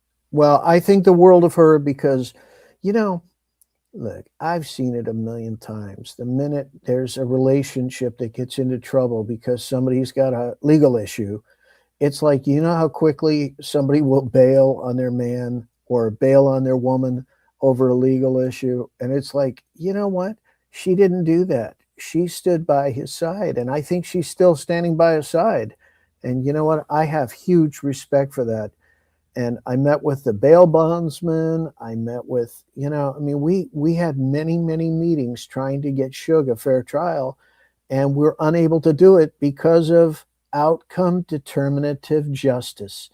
They had decided that the outcome that they wanted, there was an attorney, you can look him up, his name's David Paquin, and David Paquin was going to be Suge's attorney, and that was all agreed to. The family was supportive of it, and we were trying to get him in to see Suge, and he reached out to the sheriffs, and the sheriff said, oh no, you can't see your client. Okay, I can't see my client. No, you got to get the judge to approve it. Okay, so he goes to the judge. Oh, you got to fax over this form. Okay, he's going to go fax over the form. Well, his number's blocked at the judge's office. He can't fax over the form. That's great. And then they say, okay, you're going to have to get approval from the DA's office. He goes to the DA's office to try and get approval. And guess what? They won't let him see his client. The three of them have finally said, hey, you're not going to do it. You're not going to be able to see your client. Now, I was told by somebody at the sheriff's that Suge Knight was handed 2 murders under the table, which is something that they do. The prosecution tells him, hey, here's the deal. You don't take this plea deal, we are going to charge you with these 2 other murders. God only knows what they are. And so you're going to take this plea deal and you're not going to accept this outside counsel. And that's what I was told. I was told that that's what prompted him to take his plea deal.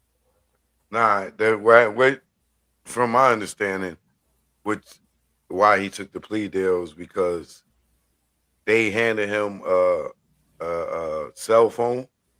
Like they smuggled the cell phone in there. He was on the cell phone, but the phone was tapped. Yeah, so he called his moms, he called his pops, he called his sister, this, that, and the third. And then what they threatened him with was being that his moms and pops were on the other line of the phone call. And he told them to give somebody some money for something.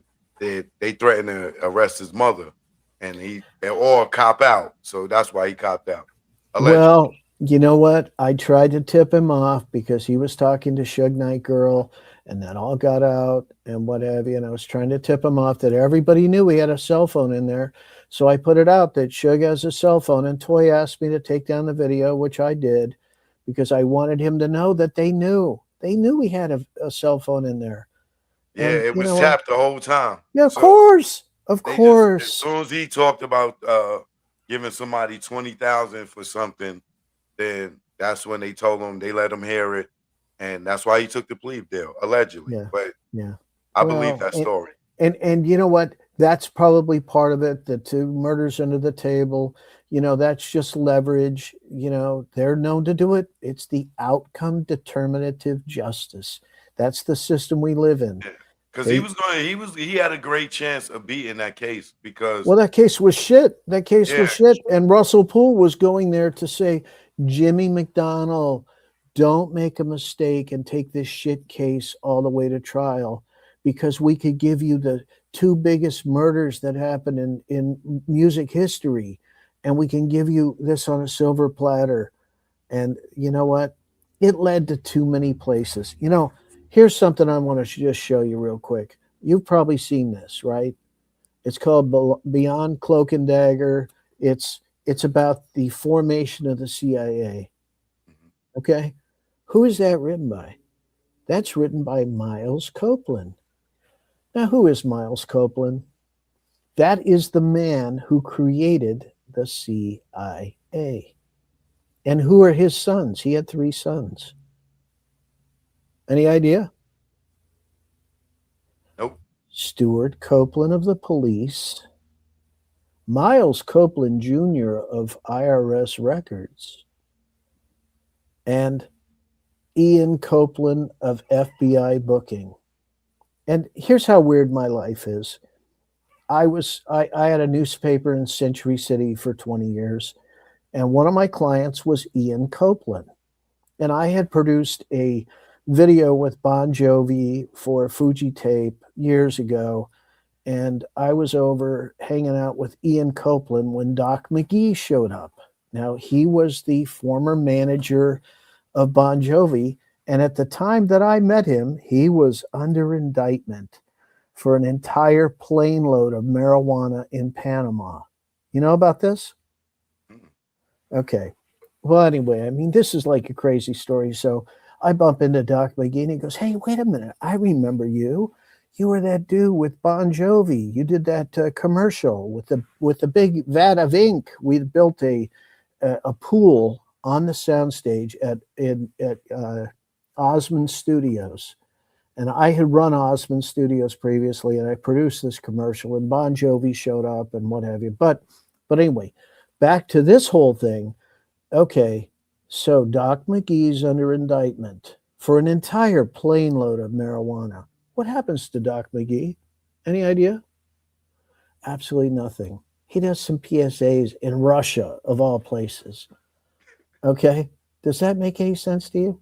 And now you've got these three kids who create the music industry, really. I mean, they were guns in the music industry. FBI booking did all the tour support, and that was my client, Ian.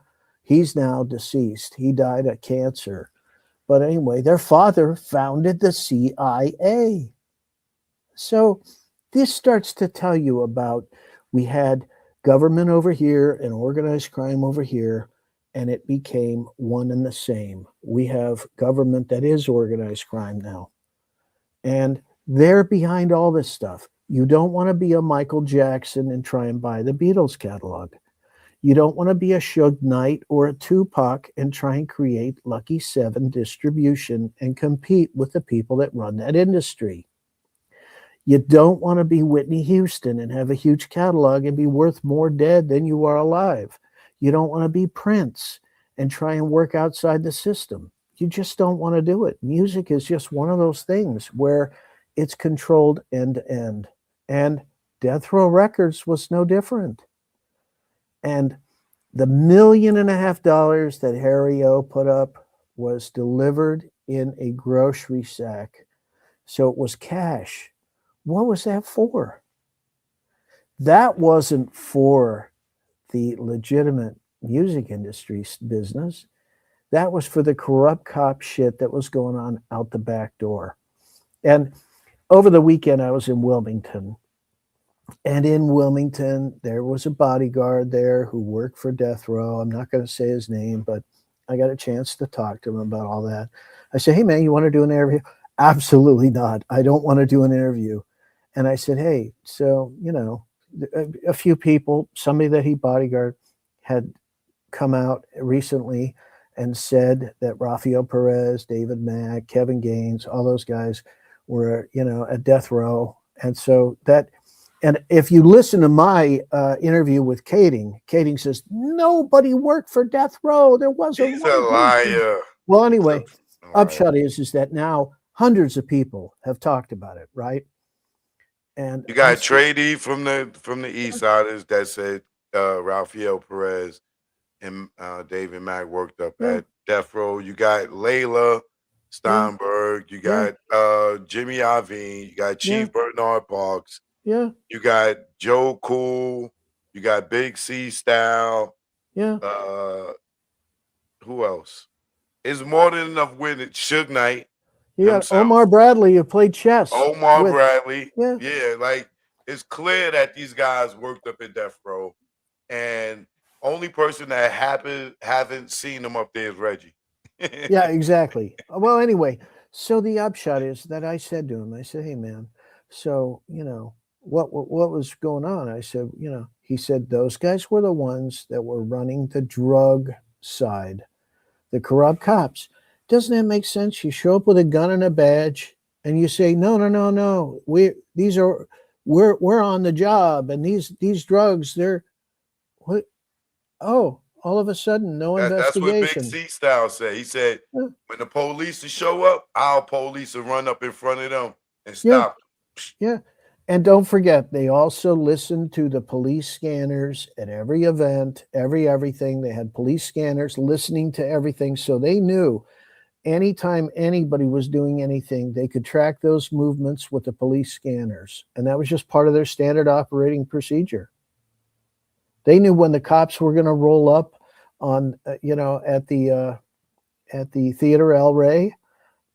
and they also knew that there were so many off-duty cops. That's when Reggie Sr. called over and said, hey, you know what, could you just like drop this case because it's going to kill too many careers. And as a courtesy, they just dropped the case. So anyway, so you have government working with organized crime. And, you know, shout out to Sikorsky, because he actually was able to get David Mack on the record. And David Mack said, hey, everybody talks about the Rampart scandal, but it wasn't just the Rampart. It was going on all over the place. And so years ago, when I interviewed my federale guy, okay, and it was border Mexico, and I was like, all right, dude, right here's the border. All the corruption is on your side, and we're on the American side. We don't have corruption here. He laughed. He thought that was the funniest thing I ever said.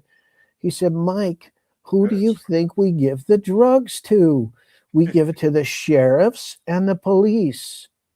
And I'm not saying that all sheriffs and all police are corrupt, but I am saying that there are elements inside of them that are corrupt. And that's the organized crime that happens inside these police departments.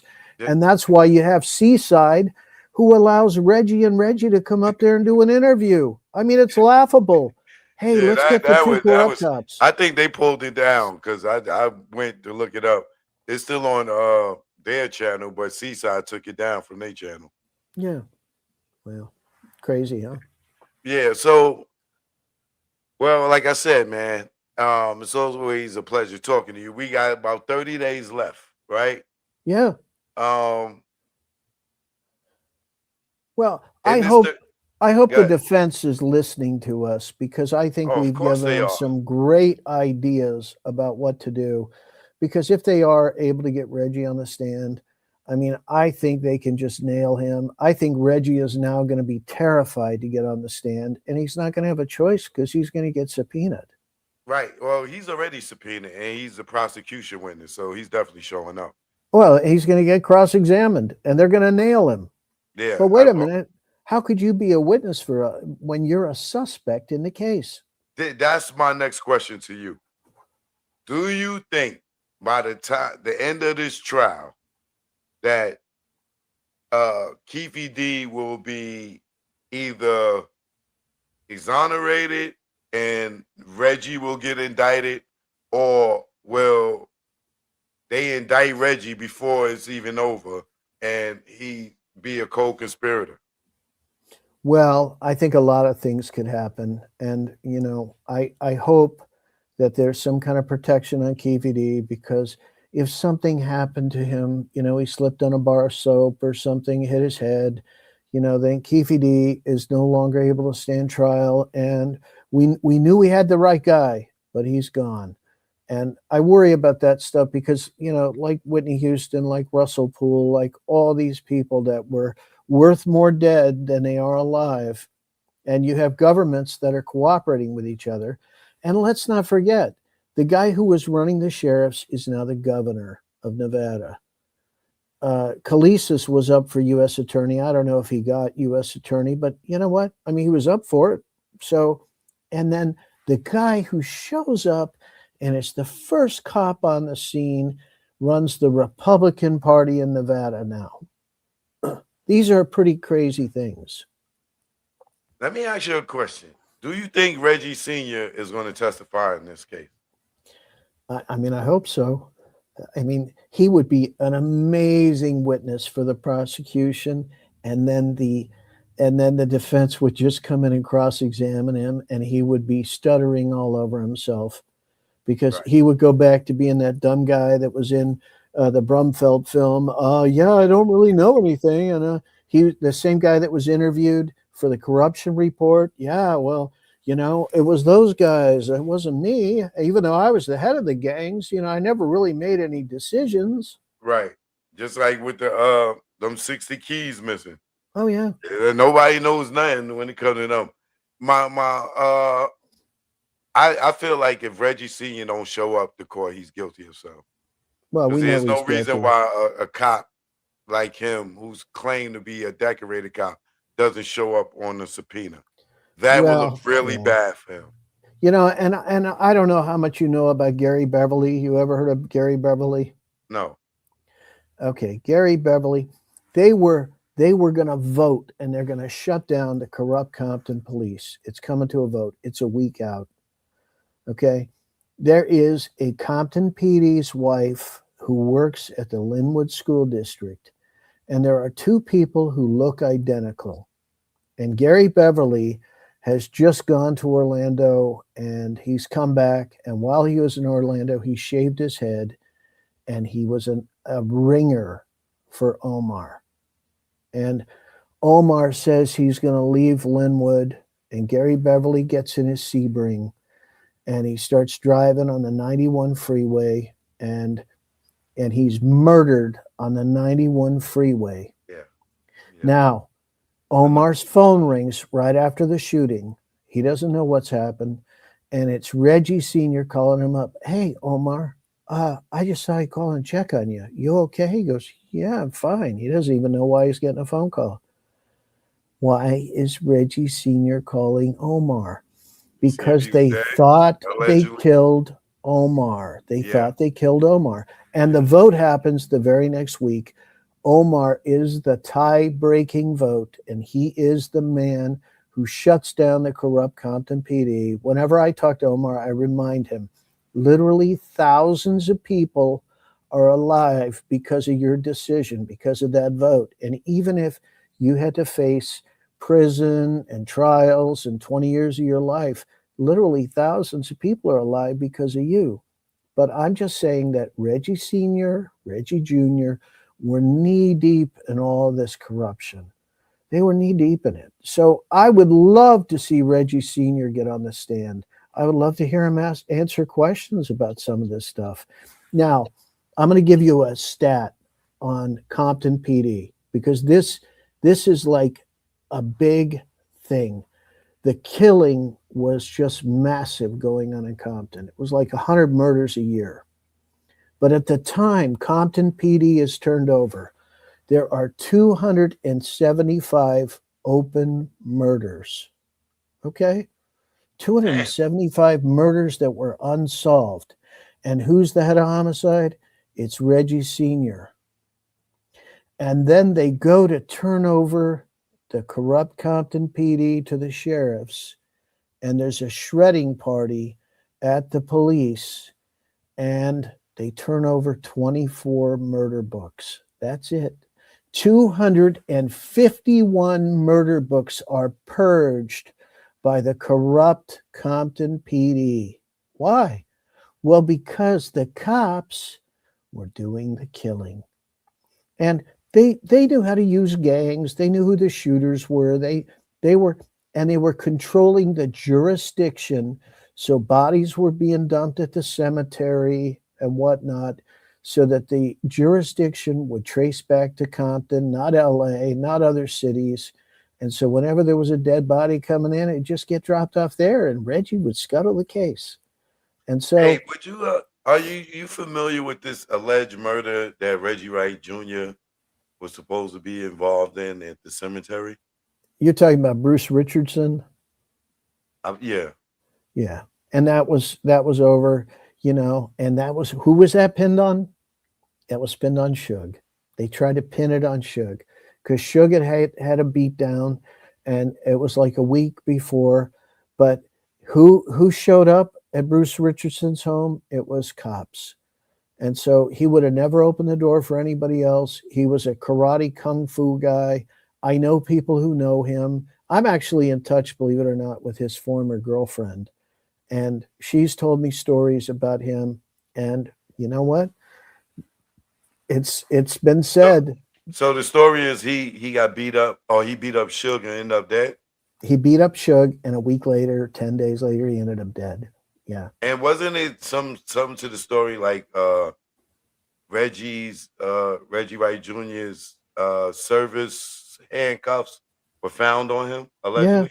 Yeah. Well, that was a different guy. That was a different guy who was picked up on Piru and Central. Let me think of his name. He was picked up on Piru and Central and ends up dead. He was picked up by the police, ends up killed and discarded at the cemetery. And so that was another one. Vince That was Buchanan. Pat Buchanan, not Pat, Vince. Vince Buchanan. Vince Yeah. Buchanan. And so wait a minute. Okay. If you get picked up in broad daylight at Piru and Central, do you think anybody's going to see you? Of course they are. They know who picked him up. That is well known in that neighborhood. And yeah, okay, Reggie always talks about, well, I know I got blamed for that. But you know what? I think people in Piru probably saw what happened. Right. You know? Piru is where it all started. And so I have become a gang expert. I interviewed. Wait, real quick before you go into that. Yeah. So is it Vince Buchanan or the other guy that Both of them are blamed for Reggie. Which one of them was videotaped and that's why Buntree got killed? Oh, that was Vince Buchanan, supposedly. Okay. Yeah, that was supposedly Vince Buchanan. But Yeah. but you know what? There's no credible evidence that there's videotape. I mean, where is that videotape?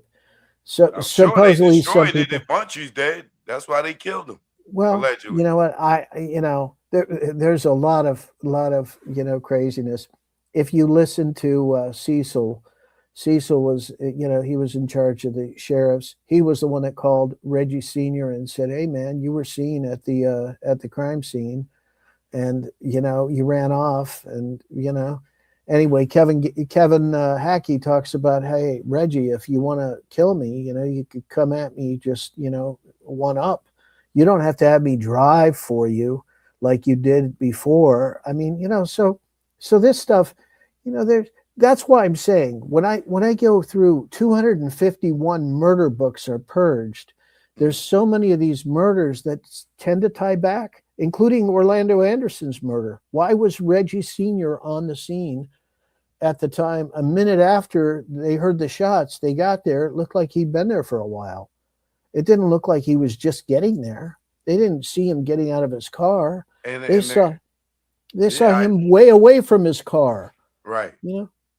And according to the ambulance people, that Orlando was dead before they even got there. Yeah. He bled out immediately. He was shot up so bad. Right. And Michael So how Duro, they give this lying ass dying declaration? It's all bullshit. Yeah. It's the continuation of the narrative that it was that leads it away from LAPD and corrupt Compton PD, because Bernard Parks actually requested that the corrupt Compton PD not be shut down because it was going to interfere with his business arrangements, which, so they were laundering their stuff through Compton. Right. Let me ask you a question. Do you think that I'm going to ask you about, let's talk about the witness list, right? Yeah. Do you think the defense should call Kevin Hackey? I would. Even though he's been convicted and things like that? Well, I think that was all a setup. I mean, they had to dirty him up. Right. Because Kevin Hackey was doing what? Well, he was working undercover. Yeah. What about Trayvon Lane? I would call everybody. Make them go on the record and make a statement. I would call the Pattons. I would call Little Half Dead. I'd call Snoop. Why not? I think they definitely gonna call Snoop. Snoop's he's definitely gonna get a subpoena. You know what, Daz? Daz said, "Hey, we were gonna jump out on him in Vegas," but Snoop said, "Hey, don't fuck this up. Call Daz." What did you mean by that? Right. What did you mean? And you know what? Even if you don't call him at the trial, hey, I'm sure that you could call him in for a recorded statement, subpoena him, make a recorded statement, because you never ask a question at trial you don't know the answer to. But, they got 30 days to find answers. And I would call everybody. I'd have one hell of a witness list. Who's on your witness list? Who would you call? Danny Patton, Malcolm Patton, Little Half Dead. I would call, all the people that are still alive that were in the car. Why'd you block him in? I would call that would be Kevin Woods. Yeah. K-Dub. Yeah, K-Dub, Neckbone. Trayvon Lane on his left. Yeah. Neckbone, yes, definitely. Yeah, all of them. Who else is left in that? Yeah. And that's a Low from OFTB. Yeah, Well, he shot through the light, but he was there that night. yeah. Who else? And I would call The some of the girls. people in the Biggie thing too. I'd call David Mack. I'd call Rafael Perez. I would call, call them Yeah. all. Nino Durden, Sammy Martin. Make them make a Do you statement. think do you think Mack and Perez will answer the subpoena? Yeah, but they'd have to. I mean, you have to answer a subpoena or you're going to be in contempt. And you know what? I think they show up. Even in different states? Well, you know what? They can work through law enforcement wherever they live. They can get them to show up for a recorded interview. 100%. Right. Yeah, they can make it happen. And why not? Why not get everybody to make a statement and watch how quickly Keefe gets killed? If you went with my Don't witness, say that. well, brother, I mean, it's the reality because we're talking about so much money. I mean, this isn't, a few marbles. This is big marbles. I mean, $6 billion in punitive damages, $2 billion in life royalties. I mean, that's $8 billion just for the city of LA. What's I the know music? one thing for sure. If Trayvon Lane does not show up for this, then I feel it deeply in my gut that allegedly Reggie Wright Jr. and Death Row orchestrated Tupac's murder. If Trayvon Lane does not show up for this, Yeah. I 100% in my soul believe that Death Row killed Tupac. Yeah. Well, you know what? Death Row killed Tupac. And how do you know that? You have an eyewitness who said Death Row killed Tupac. Russell really had it right before he passed. But the thing that he couldn't separate before he and I started looking into this together, he couldn't separate Suge Knight from Death Row because he saw them as one and the same. But there was a faction inside of Death Row.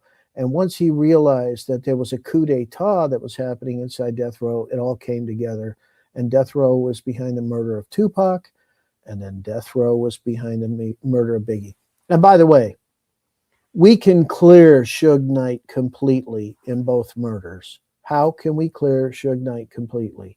Number one, Suge Knight was sitting in the car next to Tupac.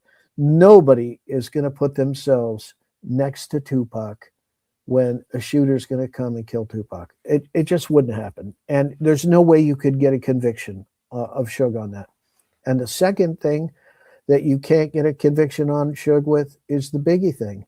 Now, Reggie came and tried to tell Suge about what happened and what have you, and he told Mario Hammonds, yeah, we were behind it because he wanted street cred while he was in Mule Creek. But Suge was at LA County Jail at the time, and I interviewed somebody who was there in jail with him. He was shackled hand and foot the entire time he was at LA County Jail. There is no way that Suge Knight coordinated the hit on Biggie. Now, Russell and I interviewed that inmate together. And so once Russell knew that Suge Knight was not behind either one of these murders, he said the easiest thing that we can do is get him to cooperate in both of these cases, and we're going to get them solved, and we're going to give the LA sheriffs a big win, and we're going to give the LA DA's office a big win because Russell still believed in the judicial system. I no longer believe in it because it's determinative outcome justice system. They already know what the result is that they want. Yeah. Wow. Well, I personally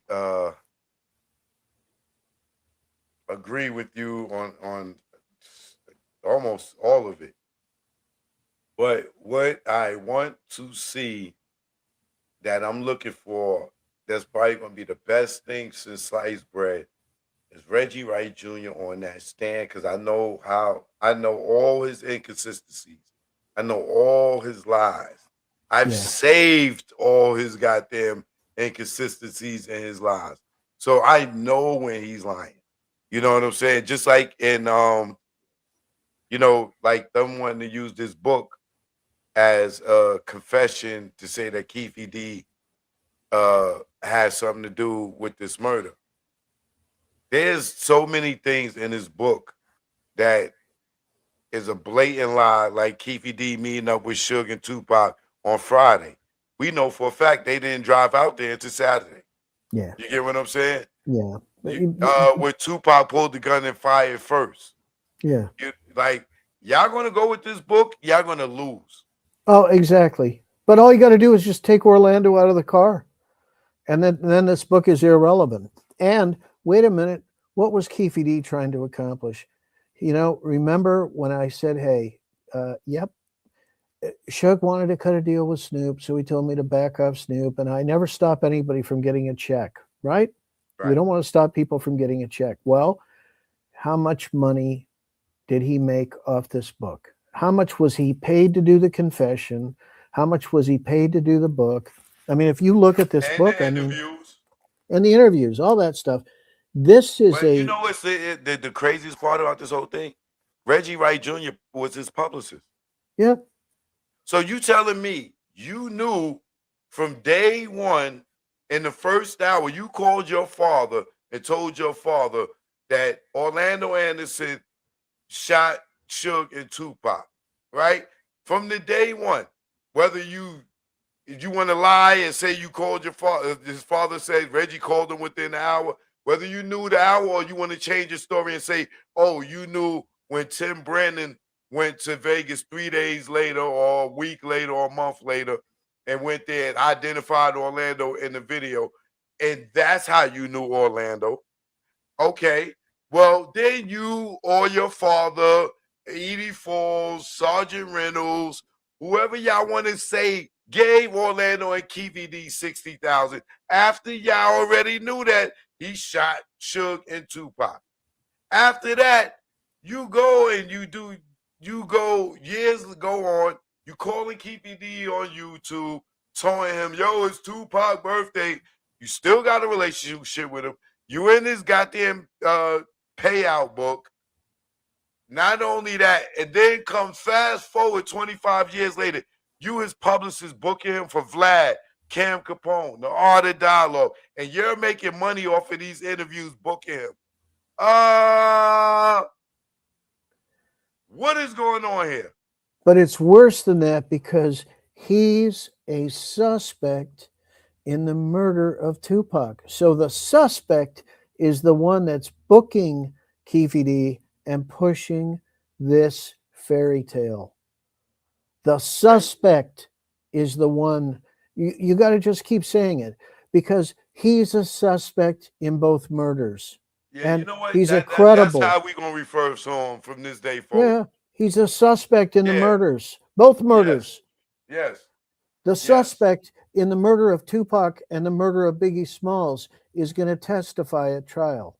Ain't that suspect? The suspect is the one that was the publicist for Keefe D. The suspect was the one that was dealing drugs. The suspect was the one that pushed Keefe D as the original lead suspect in the Biggie Smalls murder. And that was while Russell had the case. Right. The suspect. And then the prosecutor has the suspect as their number one witness. Yeah, I mean, that's it. Hey, Reggie, were you a suspect in the Tupac murder ever? He has to tell the truth. Oh, you weren't. But what's this confession letter that says you are? What's this interview with Suge Knight that says you were? What's this? I mean, it just goes on and on and on. He's a suspect. Were you a suspect in the Biggie Smalls murder? Yeah. Yep. There it is. Oh, this is going to be fun. Seeing Reggie on that trial. Yeah. I mean, on that stand. I wonder if they just going to let him sit in his chair, or they going to give him a boost to put him on the stand. Whatever they do, man. I think you're going to see him literally shit his pants up there and need to have his diaper changed. I mean, that's coming. Yeah. I honestly hope that this thing ends. And then not that I want to see another man in jail. It's just that I honestly, in my opinion, feel like Reggie Wright Jr. is guilty, and uh, has a hand allegedly in Tupac and Biggie's murder. But what I would like to see how this ends is with Reggie getting indicted by either a federal RICO or something. Yeah. But he should, like, if I see him limp out of the police station and then start walking regular like Kevin Spacey and goddamn Usual Suspect, I'm gonna be pissed off at the end of the movie. Well, I will say this, and I've said it before, Reggie, because I know you're listening. Reggie, it's time for you to repent of your sins. One day you're going to meet your maker. It's time right now to repent of your sins. And Choke and I will be there. We will shoot the interview. You can repent of all these sins. You can come clean of all this and have a clean conscience going to the grave whenever that happens. We don't wish death upon anybody, but we think it's time for you to confess. Reggie Sr., it's time for you to confess. It's time for you to confess of all the ill stuff that you've done in Compton. You know, the craziness that you were a part of. Come clean, confess, come to Jesus. It's time. Do this before you pass, and we're here to take your confession. Yes, we are, my son. Yes. Yes. Yes, but are you excited about this as much as I am? Well, I'll tell you, there's something kind of interesting that's going on. I don't know if you've been following the Tyler Robinson case, the murder of Charlie Kirk, but there's so many similarities because they have what they call the Fed slop. And, Candace Owens has been out there and she's been talking, and I don't agree with Candace on everything, but you know what? She wanted to know what happened to her friend. And, you just can't begrudge anybody who wants to find out what happened to her friend. And so she was out there and she was putting it out, and a lot of things came to light. And so now when you see Tyler Robinson and he's at the Dairy Queen, the video is perfectly clear. But when you go to the UVU videos, now all those have been down-resed. And so, it's probably the same in the Tupac murder. When you see That's what I the want to ask you. MGM, I don't want to cut you off, but I don't want to yeah, feel my yeah. thought. Do you think we're going to see a clear version of the surveillance video? I hope so, but I don't think so. I know the prosecution doesn't want that because they don't want all those corrupt cops on there. But it's so similar what's going on between these two murders, because there is an outcome determinative justice in both of them. They want to scream from the rooftops that Tyler Robinson was the murderer, but they don't have a weapon that ties him to the crime. And by the way, we don't have a weapon that ties Keefe D to the crime. Do we have DNA from Keefe D on a weapon? Do we have any video? Do we have any videotape of Keefe D in Vegas shooting Tupac? We may. Okay. I mean, not shooting them. Okay. But there may pop up video of Keefe D in this case. Okay. I mean, that'd be great. But yeah. I haven't seen anything yet that's videotape of Keefe D in Vegas. I can tell you this is there's so much discovery that you're going to see for the first time that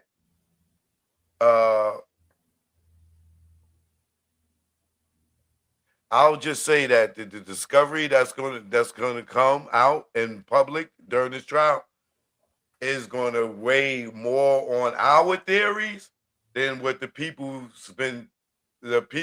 or the bullshit they've been putting in the public.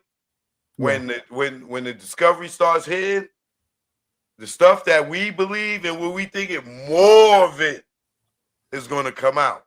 And that's when you're going to see the doodle running down the side of his pamper, running right down his leg.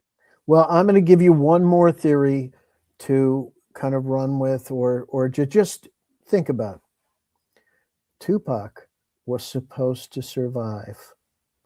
Doctors came out and said he was going to survive, that his injuries were not life-threatening, and he looked like he was on the mend, and they were going to make arrangements for him.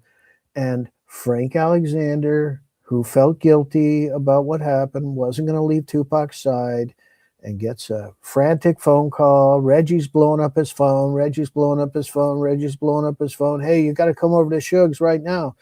And Reggie orchestrates David Kenner, Reggie, and Suge with Buntry and some other people there are sweating Frank at the time Tupac dies.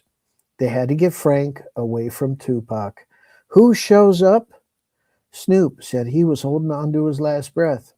And you know what it's like when you are at a place like that and you don't think, okay, yeah, Tupac's fine, and a big celebrity like Snoop shows up, everybody goes running over to go hang out with Snoop. And I believe Kevin Gaines sneaks in, puts something in his IV, and that's what killed Tupac. Tupac was expected to live. So, did Keefe D kill Tupac?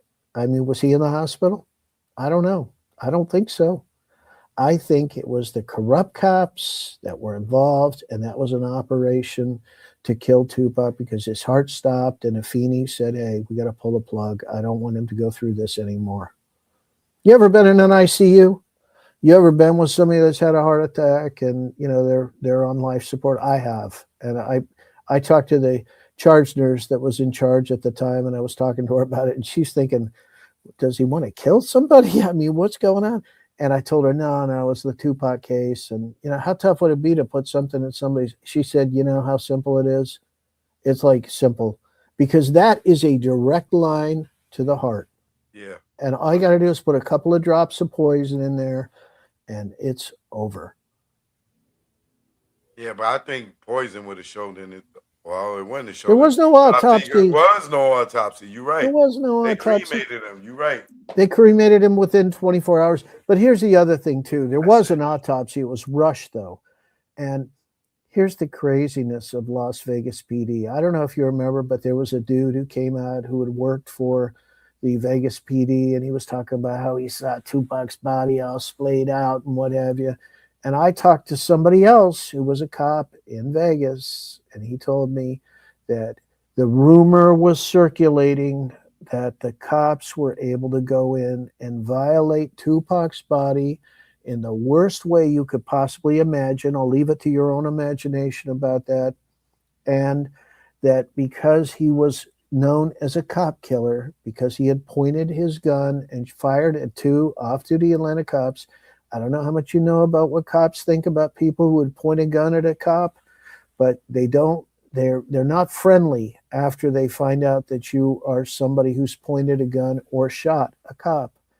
And they will do whatever they can to ensnare you and get you killed. And they will do those kind of things where they violate your body in the most vile, wretched way. And right. So, did that happen?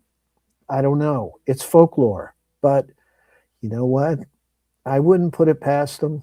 I wouldn't put it past them at all. Because not only did Pac shoot 2 off-duty cops, if you listen to his music, he had a hatred for police. Police won't never give peace to the N-words, find peace. Until then, F police. Yeah. One N-word.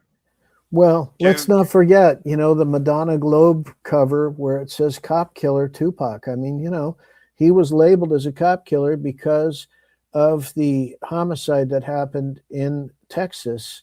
And the guy, his defense was, I was playing Tupac's music. And so, that's when Dan Quayle and those guys started coming off the rap. Yeah, that was. So he was labeled a cop killer. With murder. That was crazy. Well, and wait a minute.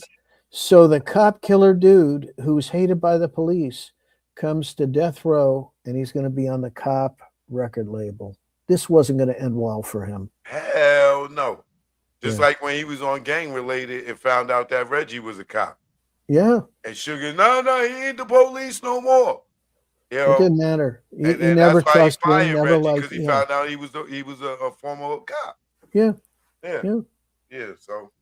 well, I'm looking forward to this. I'm really excited. Are you going to attend the trial? You know what?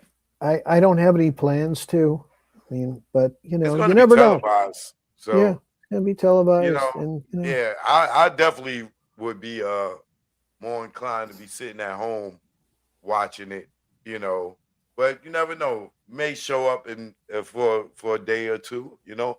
I all want to be right. there when Reggie testify. 'Cause I got to Oh get a yeah. picture with Reggie. Well, yeah, wouldn't that be great?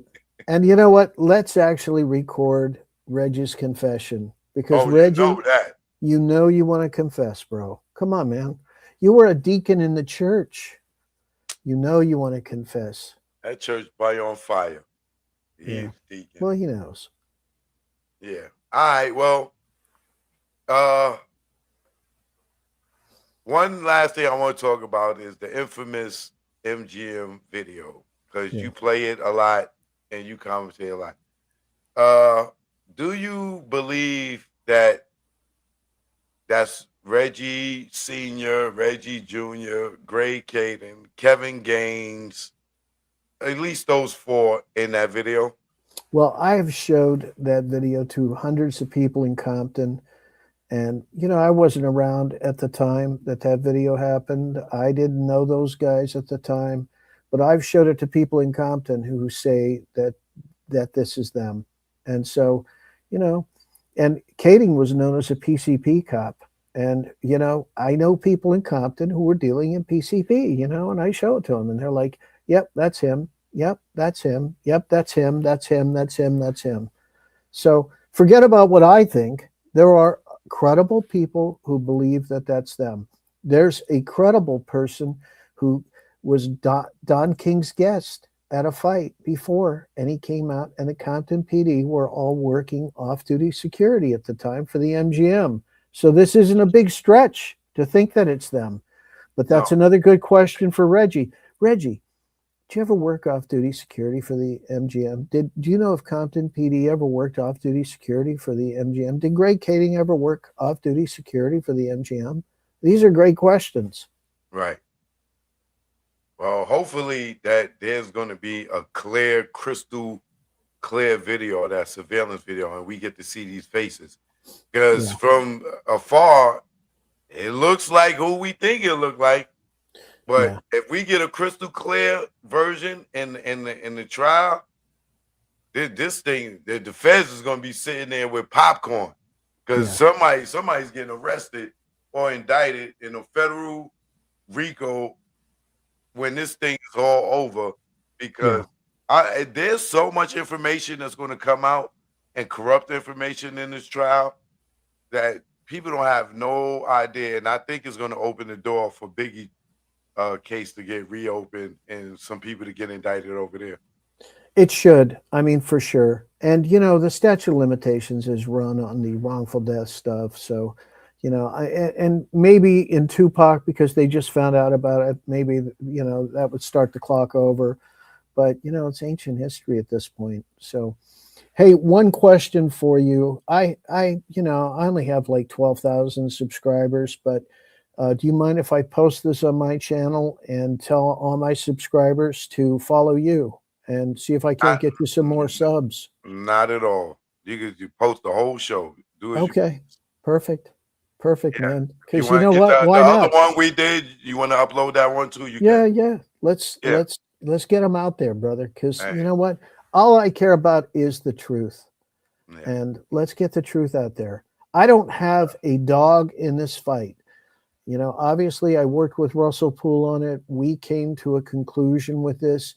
I've seen more evidence to support the conclusion than I have evidence that refutes it. And so for that reason, I want to honor Russell Poole and what we did, because I believe that man sacrificed his life. He definitely did. Yeah. He definitely did. And there was only one person, right, that really came out and gave a shout out to Russell after that, and that was Busta Rhymes. Busta Rhymes came out and said, "Hey, man, you were the only one that gave a shit."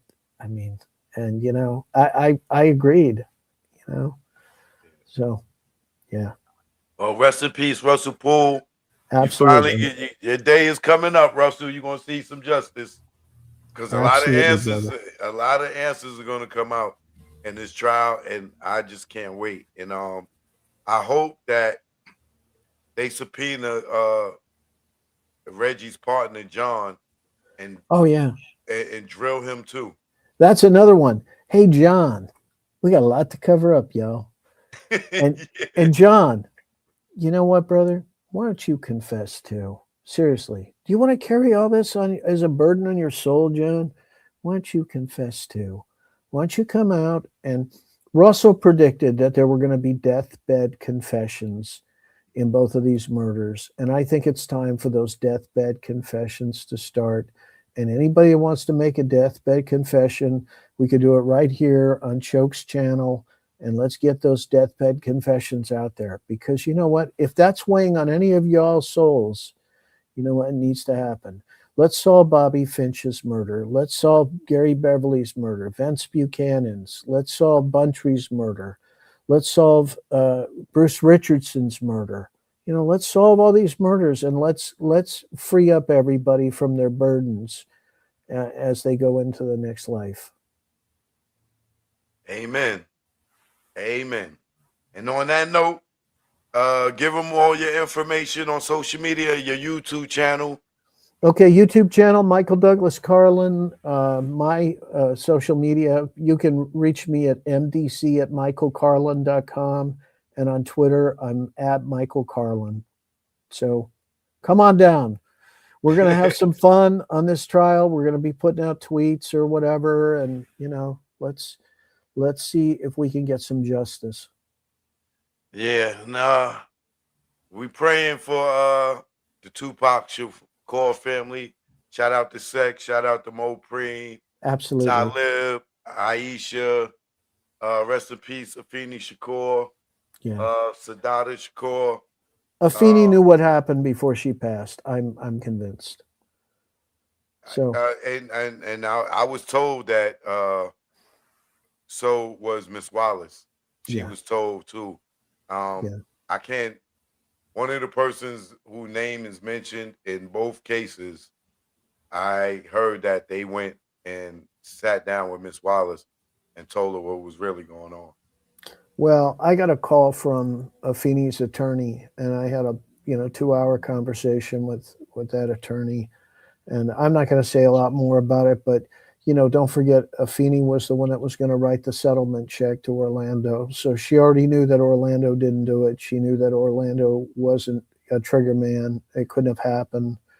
So I'm convinced that she knew exactly what happened before she died, because she wanted closure. And I think she got the closure before, she drank a water bottle and passed away, Right.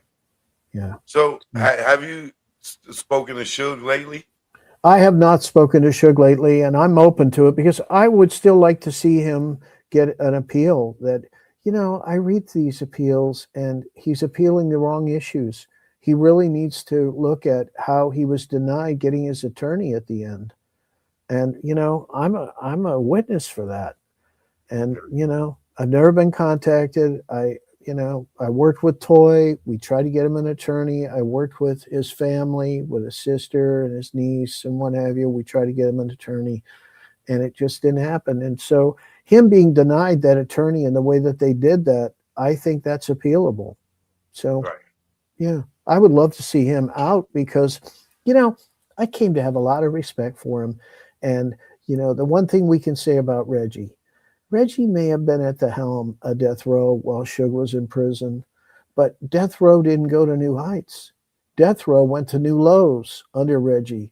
And yes, I came to have, I had a lot of respect for Suge, because some of the greatest music that was ever recorded was recorded on Suge Knight's watch. And so you got to have huge respect for what Suge Knight was able to accomplish. And by the way, not so easy to get Crips and Bloods to work together in the same record label. And somehow Suge was able to do that, and was able to make it about the business, And somebody was really guiding the music side of Death Row, and that was Suge. And that was not duplicable.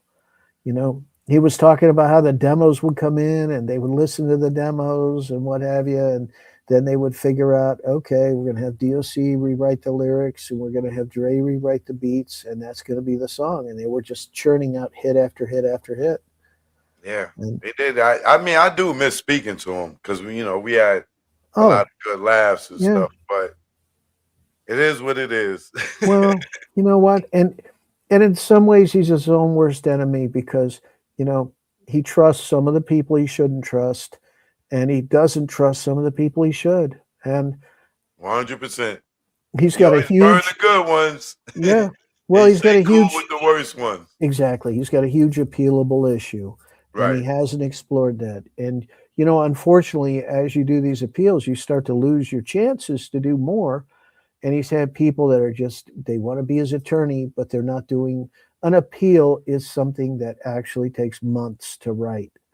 And when I read what was written, it's just, outcome determinative justice. And so you have people on board that are not really your friend.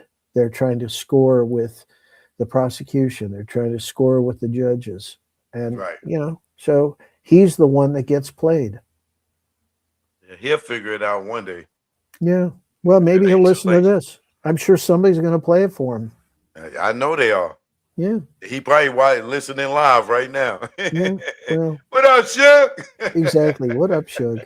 Yeah. Right. I like Suge Knight, and I have huge respect for him because nobody has been able to duplicate what he did with Death Row Records. Right. And on that note, closing this, can you quote what Suge said about this murder? Well, I mean, basically what he said was, they were trying to kill me because they wanted my record label. He said Sharitha, Reggie, and Perez was all great friends, and they were trying to plot. I mean, that's it. And so that makes Reggie a suspect. And the confession letter makes Reggie a suspect. And the Biggie murder, Reggie's a suspect. I mean, it just goes on and on and on. So, and hopefully at some point, the prosecution, because I feel like they are the last people in the world that think Reggie got anything to do with this. Yeah. But hopefully by the time of this, their vision will go from blurry to crystal clear, and they'll be slapping the cuffs on him as he roll off the stand. Yeah. Well, I think we've given them some very good things for them to think about as they prepare to go to trial.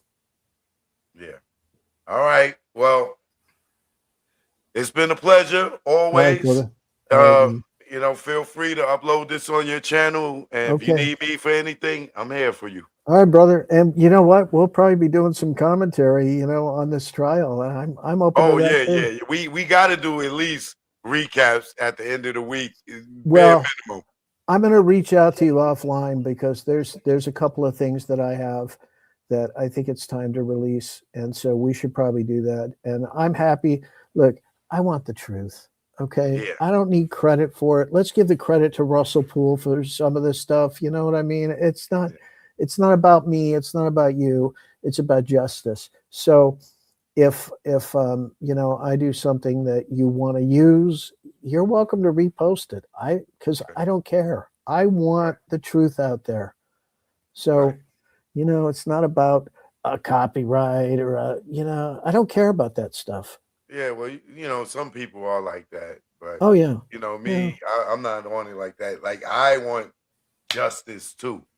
Like, I honestly, in my soul, I feel like Reggie allegedly got something to do with this, and it would. I can't wait to see all the evidence come out, and for me to be able to say I knew it, because I know some stuff is going to come out in this trial that we have never seen as far as evidence and discovery that is going to tip the scale for everybody that thought that Orlando did it, to show them that all was a hoax and a cover up. Yeah, 100%. I'm with you, and I welcome any new information. We don't have dogs in this fight. We're not cheering on a team. You know what? We just want justice. And you know what? If it turns out that Keefe D was the one that went into the hospital and he popped the poison in and he killed Tupac, then I want to see Keefe D stand, for just. I mean, I just want to see him, do his time, because we want whoever it is that's behind all this stuff. We want them to face justice. And we want closure for the families. We want closure for the fans.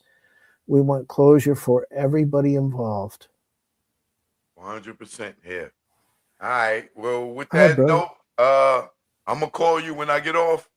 And thanks again for coming on. Appreciate your time. All right, brother. Take care. All right. Take care.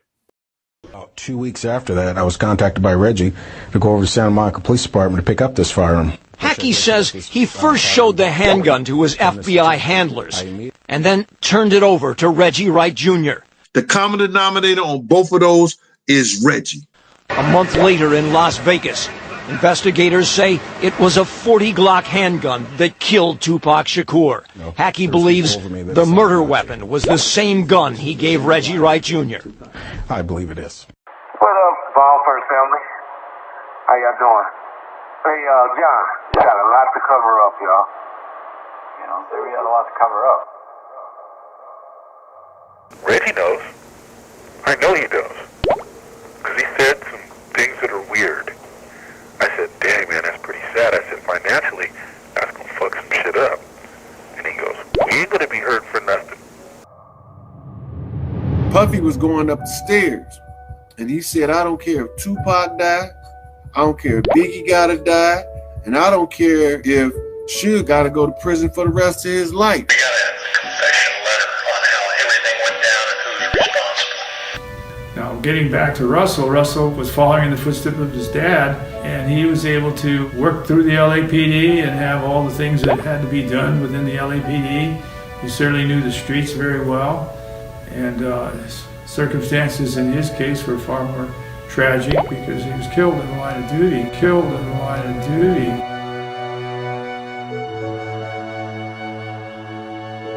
Hold your head on repeat. Listen to the beat again and again in my playpen till Tupac appeared to me. Finally I see. How do we keep the music playing with these devils betraying? Rap games, ghost, hocus pocus flows, exposing my foes and their John Does. Mad respect, Russell Poole detect, murders checked. Now rest your head, bless the dead while the message spreads. Machiavelli said, my killers have not yet bled. They got to be sorry for what they did. Like I said, I had two of the toughest guys for him, and Reggie pulled them off of me. It didn't have to happen. I told him to send 5 guys from the club to there, and they never sent nobody. Suge was set up. I'm like, cuz, you going to Vegas? You going to Vegas, cuz? They finna try to do something to me. I mean, murder is pretty simple. The first person you go after is the spouse. Perez and them was all involved. They were trying to kill me too, but see, because Perez and Reg was good friends, and Perez and Sarita and Reg is great friends, and so all those three together was trying to plot. Why would I want a paper trail when I never brought him around nowhere? So if I'm gonna hide him in secret, you think I'm gonna let somebody catch a paper trail? They were paid cash by Snoop. This call and your telephone number will be monitored and recorded. It was a murder for hire hit. If it was an actual shooting in Vegas, it's on camera in Vegas. His witnesses that said they gave no sex to kill me. So I knew it was cameras everywhere in Vegas because I went to UNLV. All of the corners in Vegas was equipped with cameras. Those guys, if you go back and watch the film, they was already stalking Pac, watching him. So that just tipped the iceberg when something happened. But there was a plan already to do something to him. How come Reggie is Suge's bodyguard and he wasn't with Suge? We went to Las Vegas Metro in '97. After Biggie was killed, I think there's got to be a connection between the two. The politicians said they don't want to solve it, so they told the investigators put it up on the shelf. I'm quite sure if they saw the first one, they would saw the second one because it's the same circle of people. You got a lot to cover up, y'all. Freudian slip. You got a lot to cover up.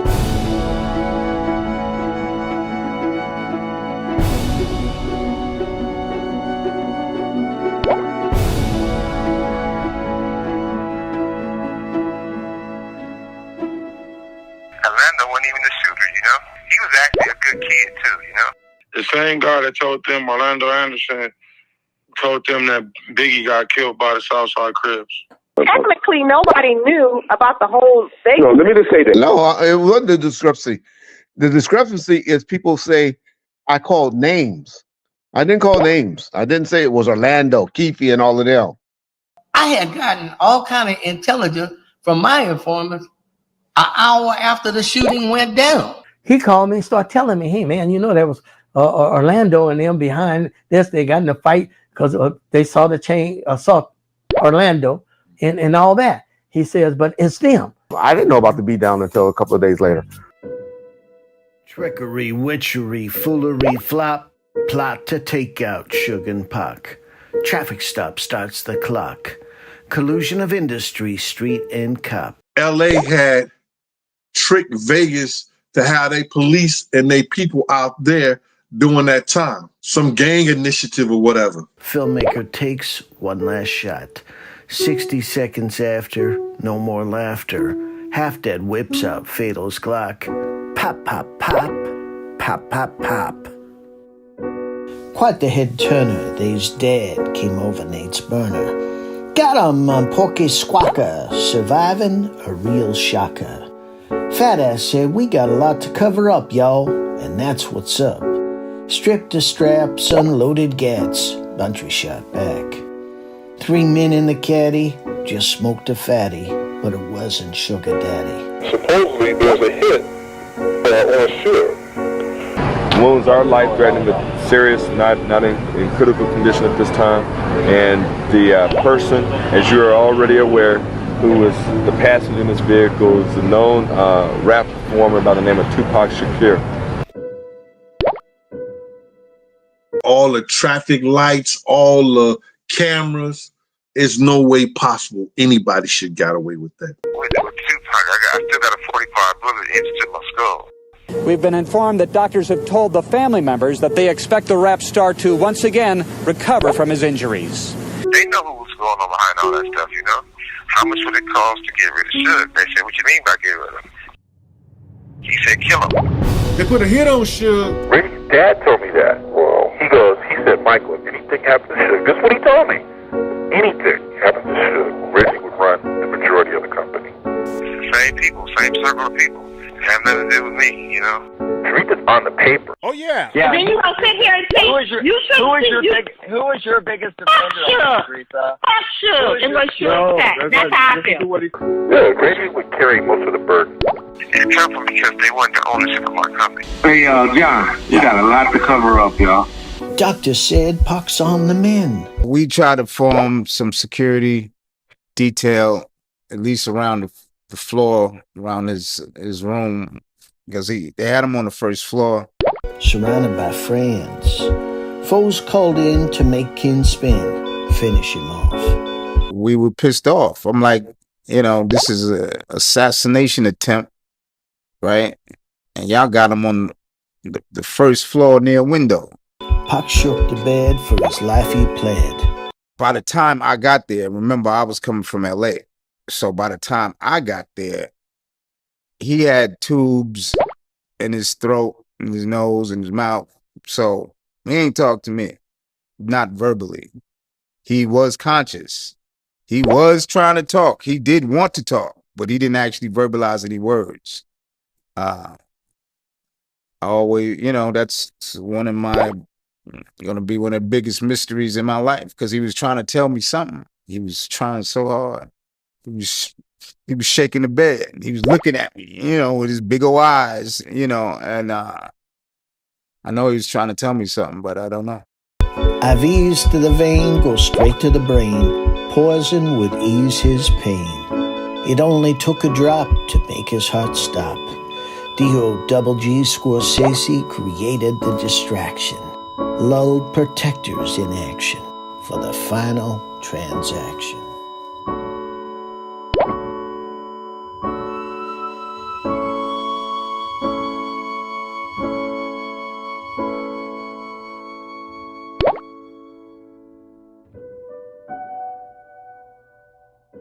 head of gangs and homicide from the Compton PD is Reggie Wright Sr. And the head of security at Death Row is Reggie Wright Jr. The vice president on TV talking about taking my record off the shelves. Police, you know, every time they see me, they think I'm a cop killer. It was an assassination attempt on Suge in Las Vegas, who would have everything to gain. Tupac and the other artists on Death Row, it turned to jealousy, and from jealousy to hate.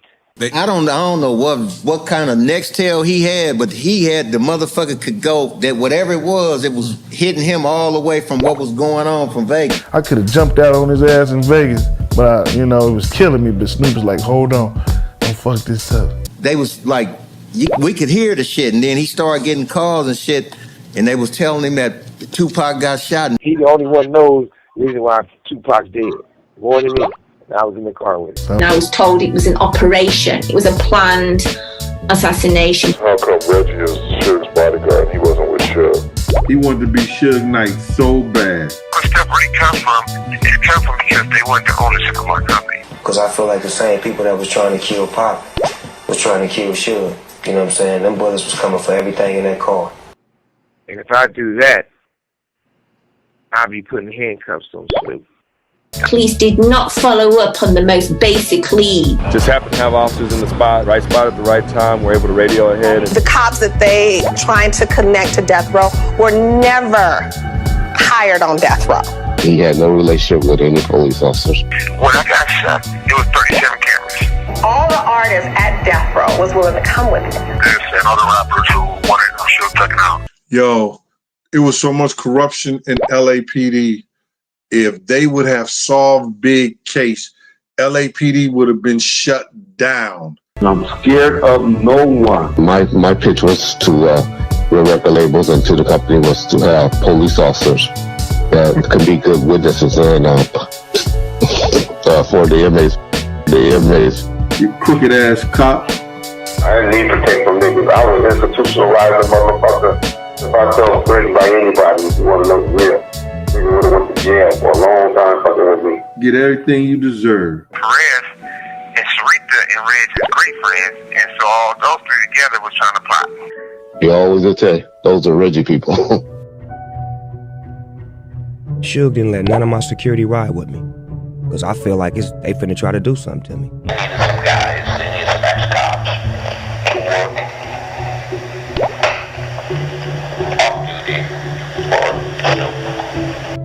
Police corruption cannot exist.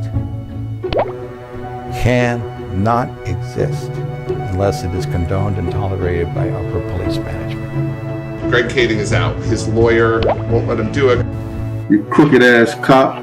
Las Vegas PD is given a copy of the confession letter. They do absolutely nothing with it.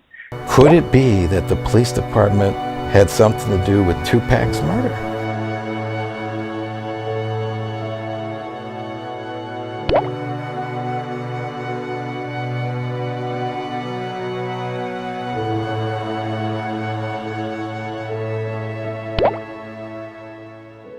Coroner's hearse, idols nearby, a dear mama goodbye.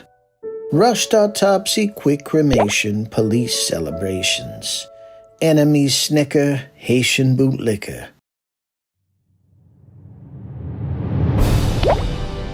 We the people mourn, hearts are torn. Bulk of the nation, radio stations, next generations. And that's what happened. Our lives was in jeopardy. He was in the hospital there. Something wasn't right.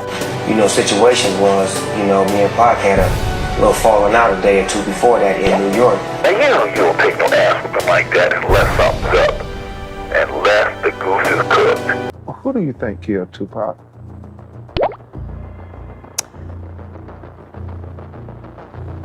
I believe Orlando Anderson killed Tupac. Are Sarita and Reggie Wright Jr. telling the truth? Michael Carlin doesn't think so. Orlando wasn't even a shooter, He was actually a good kid, too, No, Orlando Anderson, here he is, the only Southside Crip standing in a casino. He was planetary. Wow, the last time I saw him, he was laying in the bed, holding on to his last breath. Yeah, John, we got a lot to cover up.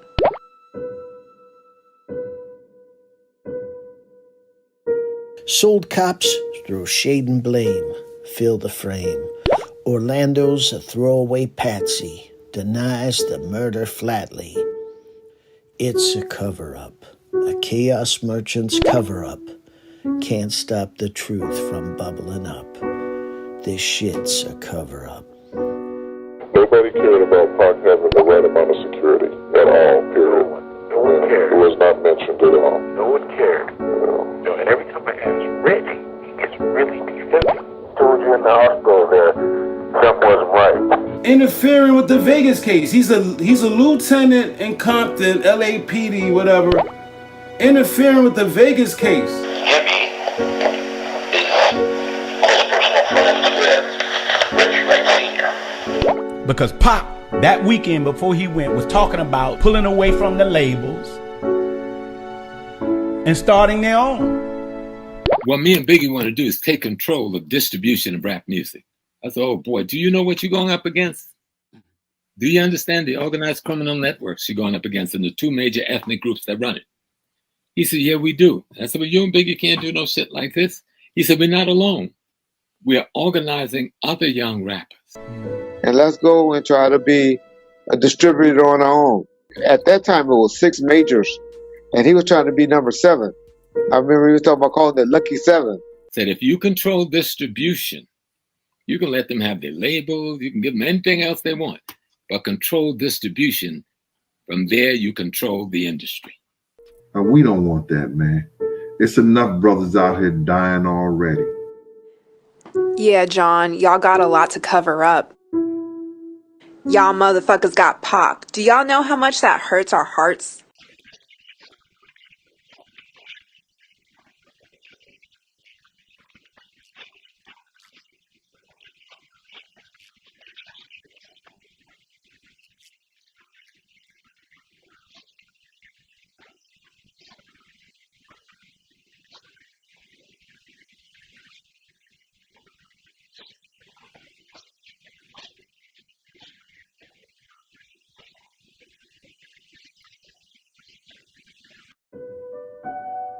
Quail made you famous, your voice made you dangerous. Victim of jealousy, pour out your Hennessy. Death is calling me.